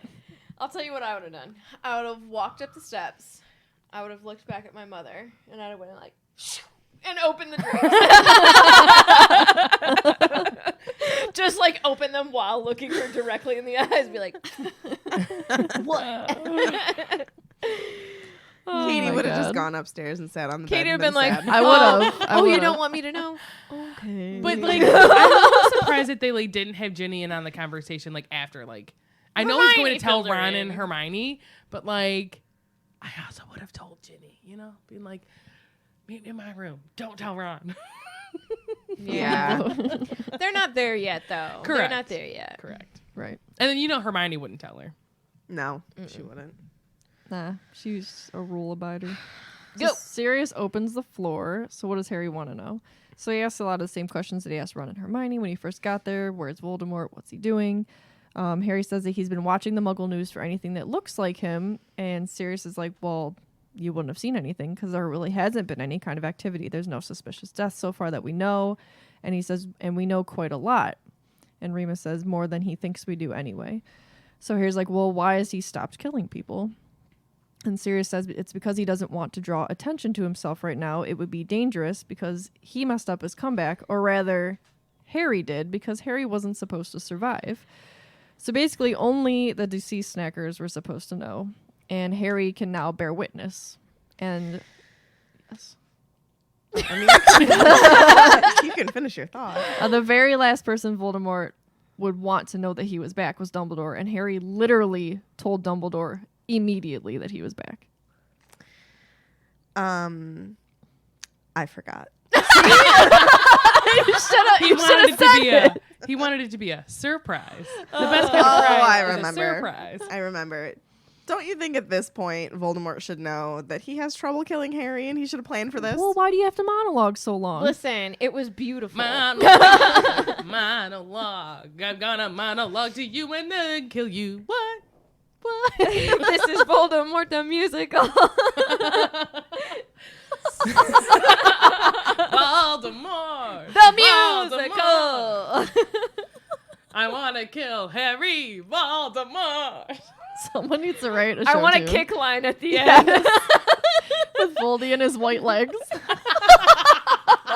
Oh my god. Didn't Ray Fiennes have to wear like nylons or like tights when he was filming? I think you're right. I think he did. Did he? Why? I don't He was know. covered up by a cloak. You see his legs, don't you? Like was it Beyonce? Who had the leg thing? What Who you're was talking Rihanna? about? You're bad. Or that Jolene girl. Yes. That Jolie. Burlesque Angelina Voldy. Jolie. So Harry, being Harry, is like, well, how does that help? And Bill is the one who says, well, because Dumbledore's the only one that Voldemort has ever been scared of. Who has ever been scared of? Voldemort. Voldemort. I must have typed Voldy and then continued Voldemort. What is it? Voldemort. Voldemort. And because of Harry, Dumbledore was able to call the Order back together within an hour of, I said it again, Voldemort returning. So Harry then asked, well, what's the Order been doing? So basically, they've been working as hard as they can to make sure that Voldemort can't carry out his plans. That's a pretty generic answer for Sirius, actually, now that I think about it. Yeah. And Harry's like, well, how do you know what his plans are? And Well, yeah. Remus says, well, Dumbledore has a shrewd idea, and Dumbledore's shrewd ideas normally turn out to be accurate. You darn right. You done tootin'. Any whoosies. Voldemort's most likely wanting to gain an army back. Like back in the day, he had huge numbers in his command. So I wonder how many is a huge number of people. I don't know. Well, I shouldn't just say people, because back in the Right. day, they got people by bullying and bewitching them. Part of them, they had the Death Eaters, and then they also had a bunch of dark creatures. So it wasn't just witches and wizards; it was a multitude of people. More or less than what was in the lake. I don't know if those are. Oh, you know what? I think some of them are followers, but I also think some of them are just peeps. They were like, "You dead? Bye." Yeah, and I wonder also. So say there was like. Did we ever decide if it was all people or if there was any viscousness? Viscous. Like, you know, like it was like 90% human, 10% I'm not water. doing this with you. No, but genuinely. Well, it has to be. Does it? Or is There it was- just there like the wa- remains of the people? No, as there they're was water. decaying. is They're the not word. decaying. They're in fury. So they looked like you and me. Well, they look like in fury. They look like zombies. yes. Zombies are decaying. They might not decay like you Yeah, and but I they're would. not going to completely decay. No, I understand that, but that's what I'm saying. Is there Never mind. There's water. Okay, that's all I'm asking. It's 10% water. Thank Do you you. want that? Yeah. You wanted the math? I do. Okay, that's it. It's canon. You heard it from here first. So here's my idea about how Voldemort put people in the lake. So I think it's people that he murdered. He punted. Pooh! Yes, he punted them across. Threw him over his shoulder. But I also think that he could have taken them. So, like, say there was... Do you think he made them walk the plank? No. Say there was, like, a battle and Death Eaters died. Because they don't go into bits. Don't let that confuse you. But maybe he, like, took those bodies and put them in, too. Like, oh, you're still gonna So be it's useful not for just me. enemies. Yeah, like you're No, I you're agree. still gonna Yeah. be part of my army. But Yeah. I think part of it too is like, Yeah, say sorry. I'm Voldemort and you're a death guy, right? And you did me wrong. Sure. Avada Kedavra into the lake. Into you go. the lake, yeah. Yeah, Yeah. It's like Hades. that's exactly what I said. Yeah, you did. I remember that. Yeah. Ooh. Yeah. It's one of my favorite scenes, which is like messed up at the end where he's like, oh, they're I hate when touching he's him. reaching. He's like, But I think it's all very personal. So Vinny brings up in the Oh. chat that maybe he summoned bodies from graveyards. I don't know, because only if he had something to do with their deaths. I feel like whatever Voldemort does has purpose and is very thought out and Do you personal think his with family him. members are in the lake? Do you think the riddles are there? Yeah. would Well, doubt it. the bones are in the graveyard, so Oh yeah, true. no. Of just his father? Yeah, but why are you going to do one and not the other? Do you think you needed that was part of his plan, was coming up with that spell, so he Just knew he in needed case? the dad? Possible. So maybe they are. Do you think the Gaunts are in there? Yeah. Looking gauny. Morphin for sure. Mm-hmm. Yeah. Okay. Yep. I like to Debbie the episodes with a lot of Voldemort like talk. Carly says the Regulus is definitely in there. Yeah. Oh for yeah, sure. 100%. That's super sad. Woo. It literally gave Do me we like talk a about thought. Regulus in this chapter or the next one? Not in this one. Okay, I have things to say about that too. So I have things to say. no, I on a really, I podcast. do. I have things to say about that, and things that we've speculated before, but I'm not. Sorry, Okay. not going to say that on here. Right now. And then so they mentioned, going back to the chapter, they mentioned that he is trying to recruit giants, and that's just one of the groups that he is after. And when I first read that, I saw glands, and I was like, he's after glands. What? The Order, they're trying to stop him from gaining so many followers by convincing as many people as possible that Voldemort has returned, and really kind of to put them at guard, which is easier said than done. And one of the big reasons for that is that the Ministry's attitude, that's not the right spelling of Ministries. The Ministry's attitude about the whole situation basically is because Fudge is in denial. And so they're trying to qualm all of their fears by saying there's nothing to fear. I hope he knows how to swim if he's in denial. He'll end up in the lake for a whole different reason. That was a Jungle Cruise joke. Harry asks the question of the year. Why is he being so stupid? Like Dumbledore. That's their simple answer. Dumbledore. True. Fudge is afraid of Harry, Dumbledore. Dumbledore. It's a drinking thing, I think. I've never done it. So, basically, Fudge is afraid of Dumbledore, what he's up to. Dumbledore must be plotting to overthrow Fudge because Dumbledore wants to be the Minister of Magic. Not. Correct. But let us be honest. Yes. All right. If Albus, Percival, Wulfric, Brian, Dumbledore wanted to be Minister of Magic, Tiffany's dude would be the Minister of Magic. You're No not question. wrong. You're not wrong. Not But even allegedly, any doubt. Dumbledore did not and doesn't want the job, even when there was a lot of people that wanted him to have it, especially after Millicent Bagnold retired, but Fudge came into power instead. But he's never forgotten how many people supported Dumbledore for the job when he wasn't even running. Jelly.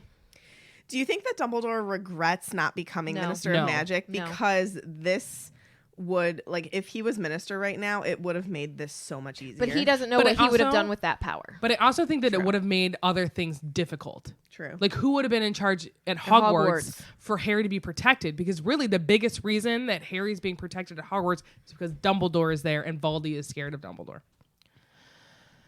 So let's talk about Didn't mean to Millicent. shut you down that fast.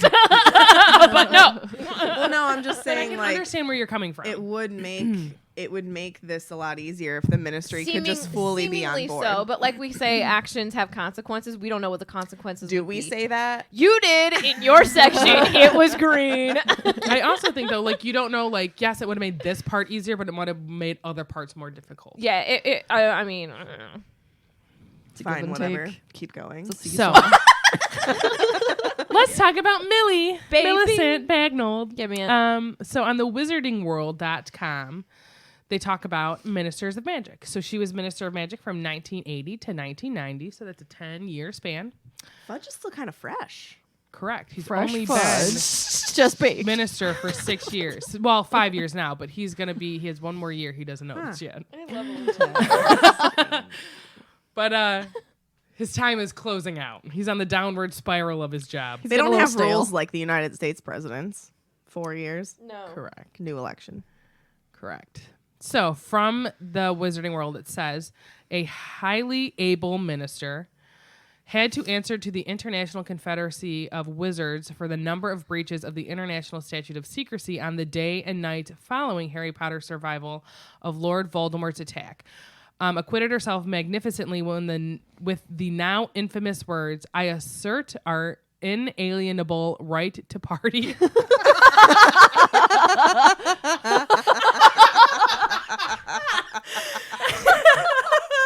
I did not read this beforehand, and that's probably my favorite You line gotta that's come out. For your right. to No. You have to fight through inalienable right to party. Which drew cheers from all present. I think that's amazing. But I'm think, not like, sorry. Think of like how her 10 years went, right? So it started like she's got some work to do. Voldemort's coming up. Things are happening. She was there Within the whole 2 years, time. he's gone. And she's like, holla, party. We're inalienabling writing party. What? I don't know words. And then she like ran with it and then retired. So Fudge knows, and we know, Dumbledore's smarter than he is. And significantly more powerful. And we find out that Fudge used to ask Dumbledore for help and advice when he first got the job. But now Fudge is very power hungry, and he's confident in the ish he's running with the ministry, which you're not great at your job, dude. So he's convinced himself that he is smarter than Dumbledore, and he won't let himself believe that Voldemort is back because it is easier than the alternative. And I have a quote from the book. It says, "It is much more comfortable to convince himself Dumbledore's lying to destabilize him." Yeah. So he's refusing because he's so power hungry and he's so confident in his ability to run the wizarding world of England, the UK and all that stuff, that he's in denial. So anyways, it's hard to convince people that Voldemort is back when the ministry is saying that there's nothing to fear when it comes to him, and they're telling the prophet not to report anything about what Dumbledore is saying, really so they can keep everything hush-hush, so not even to put that thought into people's minds. You look like you want to say something. No, it's just I'm just thinking about him and how he's working so hard to cover it up when he might have to do just as much work to actually accept that he's back and try and fight against him. It's like, where are you putting your effort? Mm-hmm. And it really is infuriating. Yep. So the majority of the wizarding public doesn't know anything, and they're more susceptible to the Imperious Curse that Death Eaters would have no issue using, and realistically, a lot of the members of the Order can't or won't be trusted people to tell others about the Return of the Jedi. I mean, the Return of Voldemort. I thought you seriously made that mistake, and I was like, As a recap, a lot of people, I would say 99% of people, think that Sirius Black is a mass murderer. Lupin is a werewolf. What? Tonks and Arthur would both lose their jobs. Yeah. And they need people inside the ministry to spy because, Voldy will have his own people there too. And then it goes on to talk about that both Tonks and Kingsley are very good to have on the team of the Order because they're both Aurors. And again, going back to having people in the ministry. Kingsley is in charge of the hunt against Sirius, so he keeps feeding incorrect information on his whereabouts. You know, rumor has it Sirius is in Tibet. Can we just Kingsley? Yeah. Thank you. I love Good Kingsley. Like, that'll be a good Felix Files. Like, let's just snaps for Kingsley. Super You know quality who character. I picture for Kingsley? Detective Bubbles from Lilo and Stitch. yeah. You know who I think would be like a good one now is Idris Elba. Also, he's just really Yeah. good I looking. don't know who that is. You know who He was in is. Cats. It's probably the role he's best known for. Oh, I see that. I can see that. I like that. Everyone saw that movie, Was right? he the Rum Tum Tugger? Yep. I thought you were serious, think. Katie. What? That like that's what he's best known No, for. no. I was saying I could see him as Kingsley. Beck said that. I know. I thought you were being like. I thought you were saying Oh, like. like, Joe, oh, like saying like, yeah, you're right. You're right. Like that is the thing he's best known for. That was Katie just like making the connection of who he is. Oh, Yeah. yeah. Yeah, you know him. He was Oh, Rum he was Tum in The Tugger. He Office. wasn't Rum Tum Tugger. He Oh, was, he was the bad guy. He was in cahoots with T Swizzle. Cahoots. Cahoots. What? T What's his Swizzle name? It was starts not with nice. an M. T Swizzle was bad, Katie. Bad kitty, Mustopheles. naughty No, that's kitty. the magical Mistopheles. Oh, He's yeah. a Little good guy. clump of fur. I'll look it up. Oh, what is his name? I don't know. Who did Idris Elba play in Cats? I just think it's like so funny to me. So like Kingsley's like in charge of Sirius, and he's like sitting across the table. He's like, "So where do you want to be tomorrow? Like, do you want to go somewhere else?" Like, Yeah. you probably wouldn't want to have that conversation He, with like, Sirius. sits Because Sirius down- is like, "Don't talk to me about not being in this house." He like sits down at the table with the ministry and he's like, "Hear me out, Tibet." I think he's been there for 7 years. 7 years in Tibet. Mr. McCavity. McCavity. Yes. Yeah, I could see him also. Yeah, more so than Rum Tum Tugger. So, Sirius is it's not serious. Harry's beginning to like wonder, all right, so basically you're telling me you guys want the word out there, but no one's actually getting the word out there. And they're like, I'm going to read from the chapter. Activity. So, That glare. from the chapter. They're trying to discredit him, said Lupin. Didn't you see the Daily Prophet last week? Oh, Lupin, you should know by now. Harry doesn't read. They reported that he had been voted out of the chairmanship of the International Confederation of Wizards because he's getting old and losing his grip. But it's not true. He was voted out by Ministry Wizards after he made a speech announcing Voldemort's return. They've demoted him from Chief Warlock on the Wizigamat. That's the High Wizard... Nope. That's the Wizard High Court. And they're talking about taking away his Order of Merlin First Class too. But Dumbledore says he doesn't care about what they do as long as they don't take him off the chocolate frog card, said Bill, grinning. It's not a laughing matter, Bill. But That's that's hilarious. so funny, though. That's like just so Dumble. He's Like- just like, I just really want my chocolate frog card. Take everything I think else that away. like had things not happened with like the things we're saying in Fantastic Beasts and his sister and all of these things, at one point in time being on all of those things would have mattered to Dumbledore. Now he's For sure. literally like, Voldemort's back. Back This stuff is again. not worth my time, money, and effort.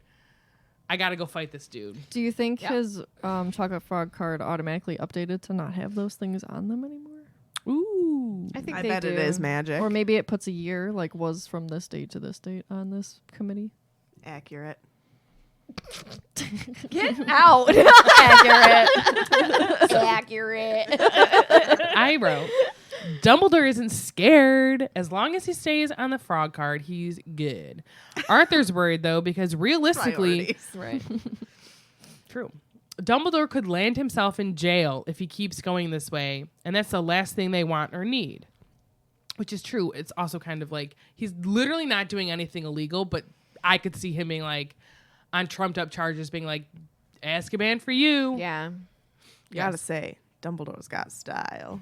I love that line. And this is from another quote from the book. While you know who knows Dumbledore's out there and wise to what he's up to, he's going to go cautiously for a while. If Dumbledore's out of the way, well, you know who will have a clear field. And I wrote, Voldemort is scared of Dumbledore. And why should Voldemort have to come out of like hiding or anything like that or do any of this work when the ministry is doing it for him? Correct. Correct. And yes, Voldemort has people within the Ministry right now, and he always has. I mean, even besides Malfoy, like Pious Thickness. and who else? Dolohov, Dolohov, Yeah. and all of them. McNair. Like they're already all there. But even if they like weren't doing any of the work, Fudge is doing this to himself. Correct. Yeah. Like we talked about it last like, night. He's like, oh, Voldemort, you want to come back? Let me just plow this snow right on out of here. Yeah. Let Like me they're clear the literally path." like they're setting all of these things up to make it so easy for them. So They're easy. literally Like think on to the, vacation right? with Voldemort. They're like kicking their feet up. They're having Cut their the wine. pigs they're having out. their beer. They're They're having in their the coffee. sand. Think Yeah. of like Deathly Hallows, like how easy it is to transition the Ministry to what it becomes in Deathly Hallows because Fudge literally just plows the way for it to happen. Doesn't Lupin say like effectively like Voldemort is the Minister of Magic? He says that somewhere in 7. Yeah. I think when he meets Well, because Harry he's and them imperious at Grimmauld. Yeah. Yeah. Yeah. It's a dark time. We don't talk about that. I'm sorry. So Voldemort big is fight. able to keep himself, quote, hidden from the general public knowing he is back because he's a sneaky snake. And when it comes to recruiting new members for his death and eating club, they use tricks, jinxes, and blackmails. The eating club. I'm really trying not to be my band. And so he is good at secret things, and gathering new recruits isn't his only plan. So we know he likes secrets. Secrets are no fun. Secret.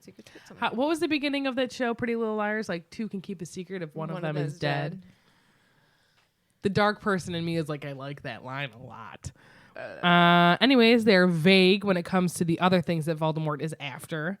And Sirius and Lupin kind of share a look, and Harry's like, so what you talking about? And I said not home guy because, you know, Voldemort is not my home guy. Needs to be stealthy to get what he's after. It's some kind of weapon, and it's something he didn't have before. And Harry starts to ask what kind of weapon he is after. And he literally says the killing curse, the full 2 words, Avada Kedavra. Good thing he didn't have his wand out. Good thing he didn't have his wand out. Could have killed someone. And that's like, he's literally like, well, what's worse than that? Like, what's worse than the killing curse? I personally think getting a Dementor's kiss or being crucioed so much that you literally don't remember who your son is. But, you know, or in Hermione's words, being expelled. That's worse than death. I'm going to bed full. I come with another clever idea to just killed. Or worse, expelled. So Molly's like, yeah, this is done. We're not talking about this anymore. So she ends it right there. Tells them she wants them all in bed right now. And then Fred begins to protest, telling her, you can't boss me around. And her mom responds is, watch me. So they've given a lot of information to Harry, and really a lot of things he's asked, you know, except for now. He might as well just be inducted into the order, and Harry wants to join. He wants to fight. And then somebody cuts Harry off, and surprisingly, it isn't Molly. Who says it? It was Lupin. It was Remus. I'm sorry, it was Remus. R.J. Lupin. Present. Professor R.J. Lupin. Present. How do you know everything? How is it she knows everything? It's on a suitcase, Ronald. Oh, they probably say that when they're old, too. How do you know everything? And smarter than you. I'm just kidding. So the order is comprised, is what Remus is saying. The order is comprised of only overage wizards, he said. Wizards who have left school, he added as Fred and George opened their mouths. There are dangers of which you can have no idea, any of you. I think Molly's right, Sirius. We've said enough. And I wonder part of this, too, is, like, I wonder if, like, he's just also worried about, like, yes, they want to give him information. And, like, we didn't really get to see Remus's, how he felt about the whole thing in the discussion before in this chapter with Molly and Sirius going back and forth. Because he does, like, that's also his friend's kid, and that's also someone he cares about. And we know, obviously, he says he cares about Harry, but, like, I wonder how he truly feels. Like, it's a sticky situation. I for think them all he's to like be a in. middle ground. I think that Remus tends to think ahead more than Sirius, where I Sirius would agree. I think he always Sirius, did. yes. Sirius is like, well, he needs to know things. And Remus is like, but do you know how Harry is? If he knows too much, he will try to fix it on his own. Yeah. And that's the last thing that they need him But to I do. also think that as much as Sirius is like, that's my godson, Remus kind of knows him a little bit better. He does. Like, he's spent significantly more time with him. And I like, that's kind of like hard. If you take a step back, it's like kind of hard for like Harry, because he's like, Sirius is my guy. Like, this is my, like, we're friends. He's my dad's best friend, whatever else. But like, Molly's been there for you a ton. Arthur's been there for you a ton. Remus has been there for you a ton. And like, I think Remus to is also a really see good middle them, ground like, for Harry. he's choosing Sirius. Like, he's like, yeah, I'm serious. Yeah. Not, I just think that's hard for, I wonder if that's hard for them, like Right. Molly and For sure. But Remus I mean, at the to end see. of, like, they play devil's advocate to Harry because sure. they are, like, true adult figures. True. Not saying, I mean, and we talked about this to no end with Sirius's character profile, but, like, he's not the best role model for Harry. So, like, he tends to think of Harry more as an adult than he should. Whereas, And as a best mate. instead yeah, of- whereas Remus can understand Sirius's side Mm-hmm. and why he's thinking those things, but he also is more reasonable and is like, listen, Harry is hot-headed. He will try to figure these things out on his own. The last thing we need is for him to go and put himself in harm's way, which he ends up doing at the end of this book. Yeah. So, Well, realistically, out of those three adults, if we chose Remus, Molly, and Sirius, Remus knows him the best. I He's agree. spent the most time, and I know that he's been in Molly's life, but he has not spent as much time. Not to say she doesn't know him, and not to say that Sirius doesn't know him, but I think Lupin knows him and has seen him and watched him like every day for a year, really, for all those however many months school is. agreed. It's hard. And there was something else I was gonna say, and I don't remember what it was. Cool. So yeah, All right. serious, man. Thus ends another chapter. Well, I didn't finish my notes. Oh, well, whatever. Read it. Read it. And so Sirius didn't argue. He's probably like, Remus, you're right. I'll smooch you later. And one by one, the kids left the table. Read the last part. The kids left. Oh, that's not mine. It's blue, It's blue. says Sarah Smells. I don't know who Sarah is. I'm coffee. Sausage smells. Lightning bolt round. We got some. Oh, I want to do like, because people always ask like, why? How come like Remus didn't get Harry? I think because even Remus if he was didn't get offered what? Harry, like as a kid, like Oh. you know how he went to the Dursleys. I Oh, literally I think think we if he had talked about offered, this. I'm sure we have. Yeah. People also bring it up. I think if he had offered, he would have said no. He doesn't feel like he was worthy enough. Correct. And we see in the book 7, he doesn't think he's worthy enough to have a kid. Yeah. You're better than you give yourself credit for, Remus. Remus. I agree. All right, so from Carly, what would you use as Order of the Phoenix headquarters besides Grimmauld Place? Hogwarts. No. The Hog's Head. Not really. I would have Sims up a place. The Shrieking Shack. Oh, yeah. Shrieking That Shack. probably would have been a good Would've one. been a good one. Yeah. Just fix it. You'd have to fix that place up too. But Yeah. at least there's nothing breeding. That we know of. True. Mm. Ghosties I'm trying to with think. toasties. Maybe not. Harry has a lot of money. He could have bought a place. Yeah. I was trying to think, make somewhere in Godric's Hollow. That's too obvious. Yeah. Spinner's End. Maybe the Tower of London. Snape could have offered it up. Yes. They could have just they like would've bought blown a his cover, house. They could have just like bought a house in Hogsmeade and converted it to something because it's close to Hogwarts, but it's also like a wizarding community. I don't know if so- I would go wizarding community. I think I would I stick think with you'd Muggle. have to stay Muggle, yeah. You think so? Yeah. It's 'cause more it's- yeah. undetectable. Yeah. True. Because if you're in a wizarding community, more people are likely to notice that you're Come. coming and going. Yeah. True. True. Yeah. Carly asks, name your Harry coming to headquarters dinner. Ooh. Pizza! Yorkshire pudding and roast. Pot roast. Pot roasted. Potats. Pudding. Serats. You know, I don't like Pie. a carrot. Parsnips. Faces parsnips. Vinny asks, how would you decorate your magical house? Taylor Swift magical portraits aside. What? Mine would be magical portraits of my cats Oh everywhere. my god, yes. What was the question? How would you decorate your house with Your magical house. portraits? Yeah.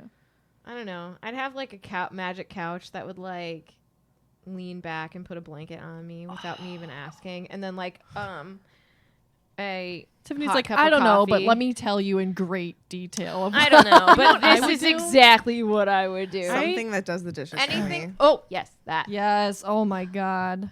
I like doing the dishes. Oh my god. Well, you have a Walk dishwasher. yourself upstairs. No, There's a every time sink. I do the I hand wash You're dishes. nuts. I love doing it. I've loved it since You I was want a to come kid. over? Yeah, come on over. Yeah. No, because I don't like doing other. I did Tiffany's dishes yesterday. She's very sweet. come do I really ours. like minimalistic as of right now, like artwork, like lined artwork, like a almost like a portrait of like a person, but it's just a line, like it's not detailed at all. Yeah. And then maybe like depending on my mood, it would change, or like I could just point and be like have the line like, do something else for the day, Sure. just move around. Gabrielle asks, what do you think a boggart looks like by itself? And I like what, I think Carly said it. She said, I imagine it looks like a ditto, like just like a blob. Oh yeah, ditto. that Now can that's morph. canon. I know. I liked it a lot. I don't think is a ditto pink. It is. Yeah. I think Yeah, it'd be I It like would be like gray. I think it'd Gray be or like black. a disillusionment charm. Like it would just you could see I the love outline, that. but it would be like wavy, I love like that. floaty, like a ghost. Mhm. Yeah. Like you could kind of like a demiguise where you can Yeah, kind of yeah, see yeah, yeah, what yeah, they're yeah. doing. Yes. Yeah. What say you, Meg? I liked the ditto. Ellie asks, how would you have tried to remove the portrait of Sirius's mom? Burn it!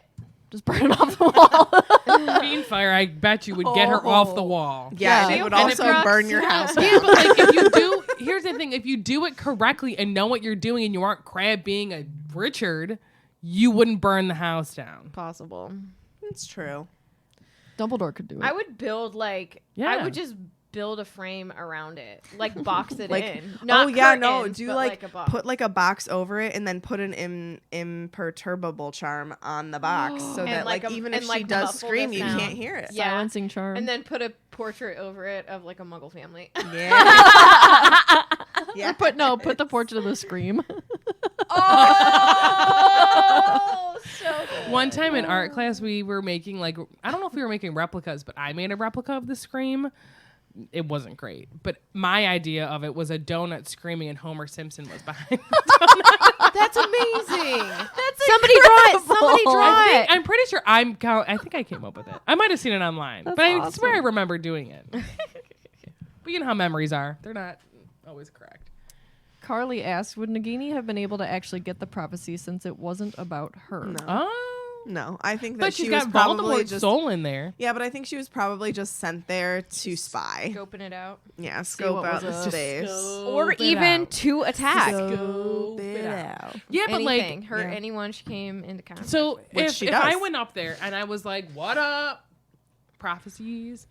Can I when Guardium Leviosa that stuff write out and I'm not touching it, but my magic I don't is? think so. Okay, just curious. Gabrielle asks, if you could take anything from Grimmauld Place, what would you take? Serious. I like that. Nothing right now because it all seems gross. I would take Slytherin's locket, I would take Lily's letter. Oh. but it's ripped in half. Not yet. Oh, true. Magic it back together. And the but picture you of don't have Harry. the other half. Snape took the other half. With Creeper. Lily's love, bearing Lily's love. Always. Yeah.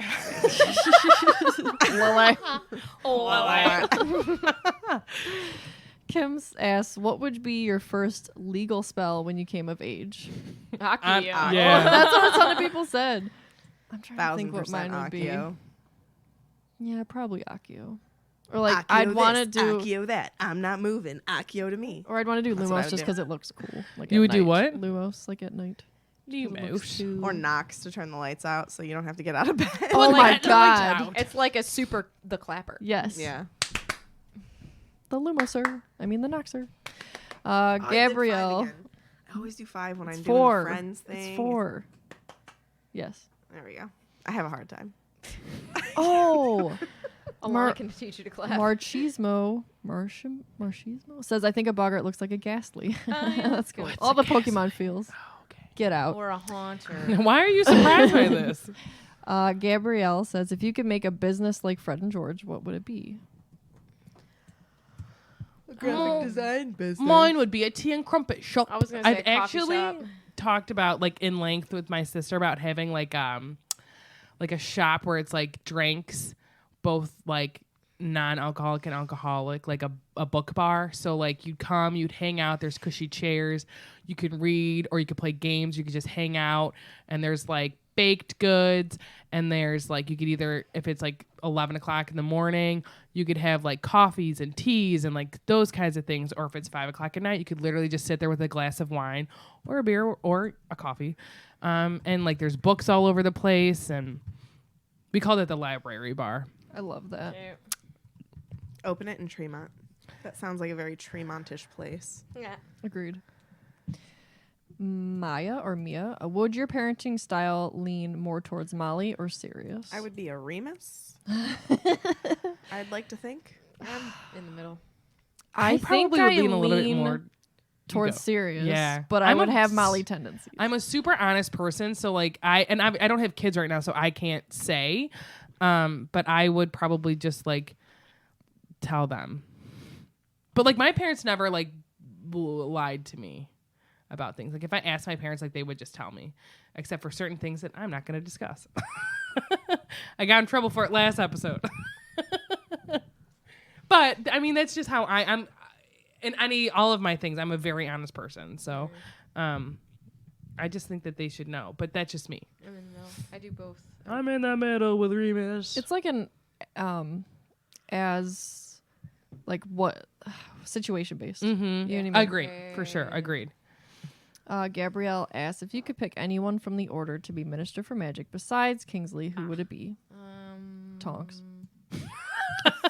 It's not funny, but besides Kingsley, Dung. I think Remus would make a really good. I was going to say Remus because I think it would be Yeah. really cool to have the diversity of a werewolf be Minister for Magic.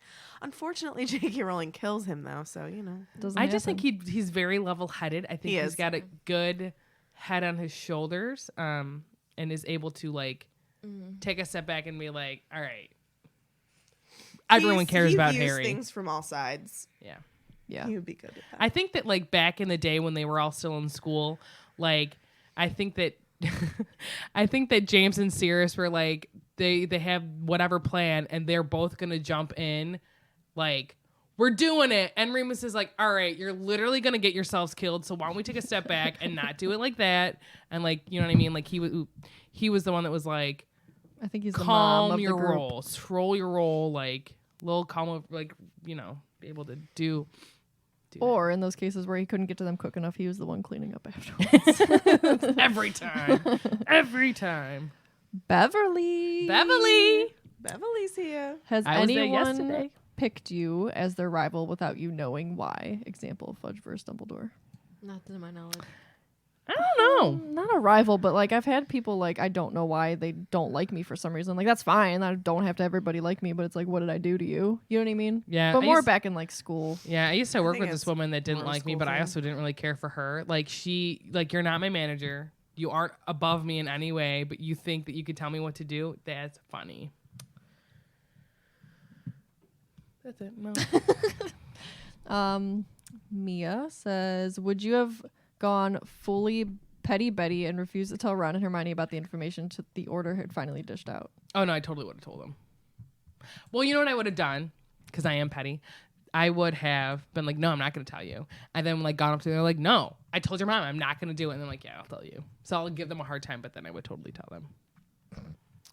Okay, last one. Last one from Amy Lou Mary. No one else answered that. Sorry. Sorry. Do you think the Boggart is like the opposite of the Mirror Erised? Like it wouldn't be able to show anything to the most confident person. I think even the most confident person would Has a have fear. has a Yeah. fear. Even if it's something small and simple, like there's always something it can turn into. Right. Fan story Yes. Yeah. from Sarah Hill. Hi, ladies. Thanks for reading my story. I'm a Ravenclaw, Ravenpuff. Woohoo! I too think I'm a Raven Puff.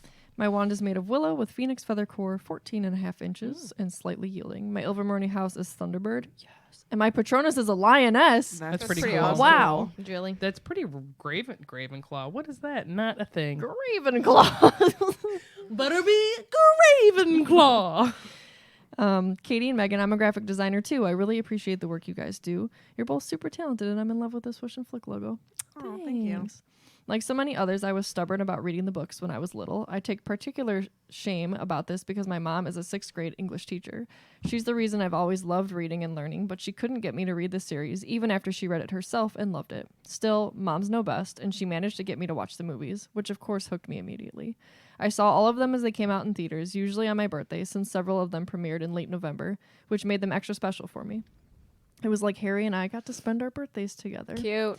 I made one exception to my weirdness about the books when I couldn't wait to find out what happened in Half-Blood Prince, so I read the book a few weeks before the movie came out. What a place to start in the books. It was an Yeah. emotional time. Jeez. Unfortunately, the secret of Harry being the last Horcrux was ruined for me by someone at school, but I was still incredibly moved by the conclusion when I saw Deathly Hallows. Didn't read ahead that time. I felt a deep sadness about the series coming to an end, and by that point, I had developed anxiety about reading the books in case they made me hate the movies. It wasn't until much later that I realized I had anxiety about everything. To make it worse, I was heavily shamed by people who had read the books at school, who made me feel I wasn't part of the fandom because I hadn't read the series.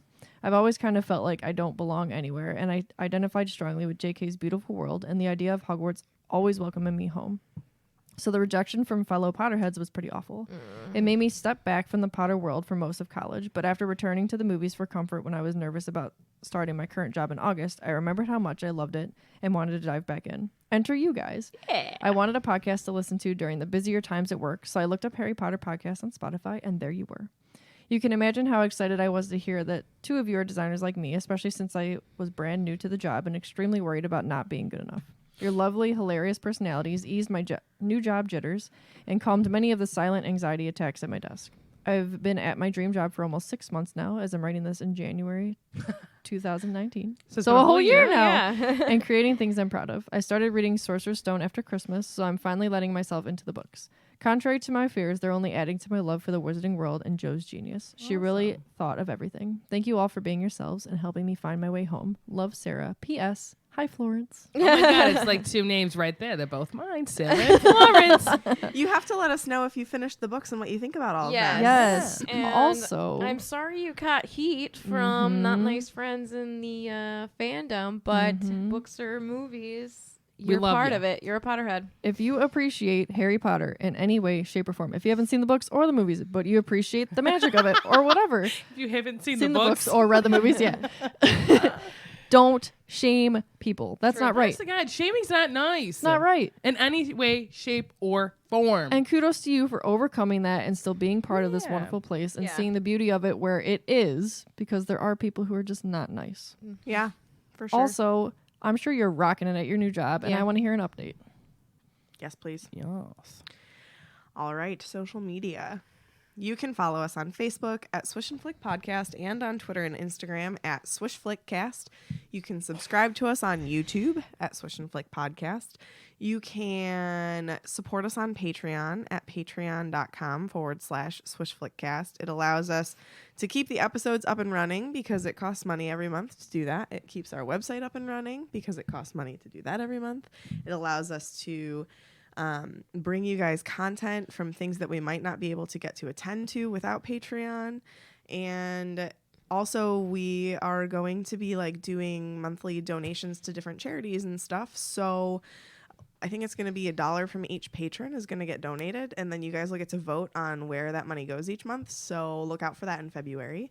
January's donation was to Wildlife Warriors, as we said, for Australia, for the bushfires. And then us four are going to pick. Yeah, we're each going to pick one place, and then we'll like so do a into poll. the 6th month that we're doing this, right? Because we did one for wildlife, then us four, Oh, right. and Okay. and- Yeah, got then it. they'll So get like to. so like February, I think we'll just go in our order. Tiffany, me, Katie, Sarah. Mm-hmm. After the 4 of us choose, then we'll do polls for you guys Yep. to choose.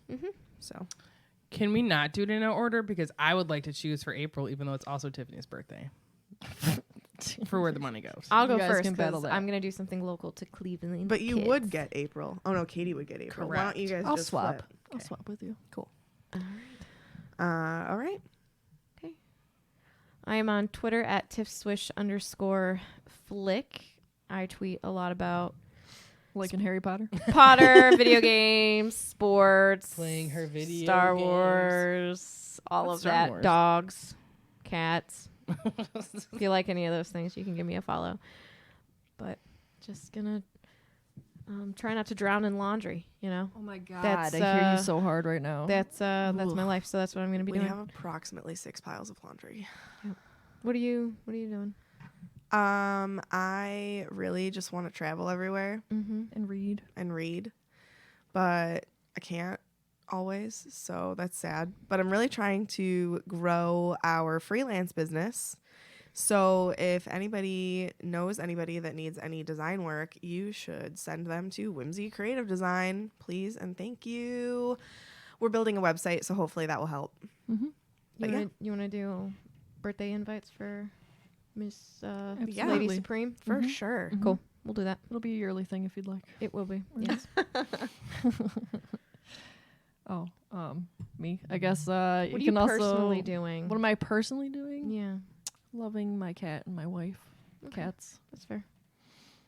Yeah, that's about it. She's All right. reading too. What book are you reading? I'm reading Red, Harry White, Potter and and the Order Royal of the Blue. No, I'm just kidding. And Harry Potter and the Order of the Phoenix. It's really cute and really good, and I get really swept up in it really fast. And I'm only halfway through, but it's really good. I really want to read it. It's going to Yeah. happen. It's very cute. If you want just like something that's cute but still has a really good plot Written story. yeah, it's good. What are you doing there, Just trying to survive. Blanket? I'm cold right now because I spilled smoothie on my sweatshirt last night and slept at Marty and Tiffany's house.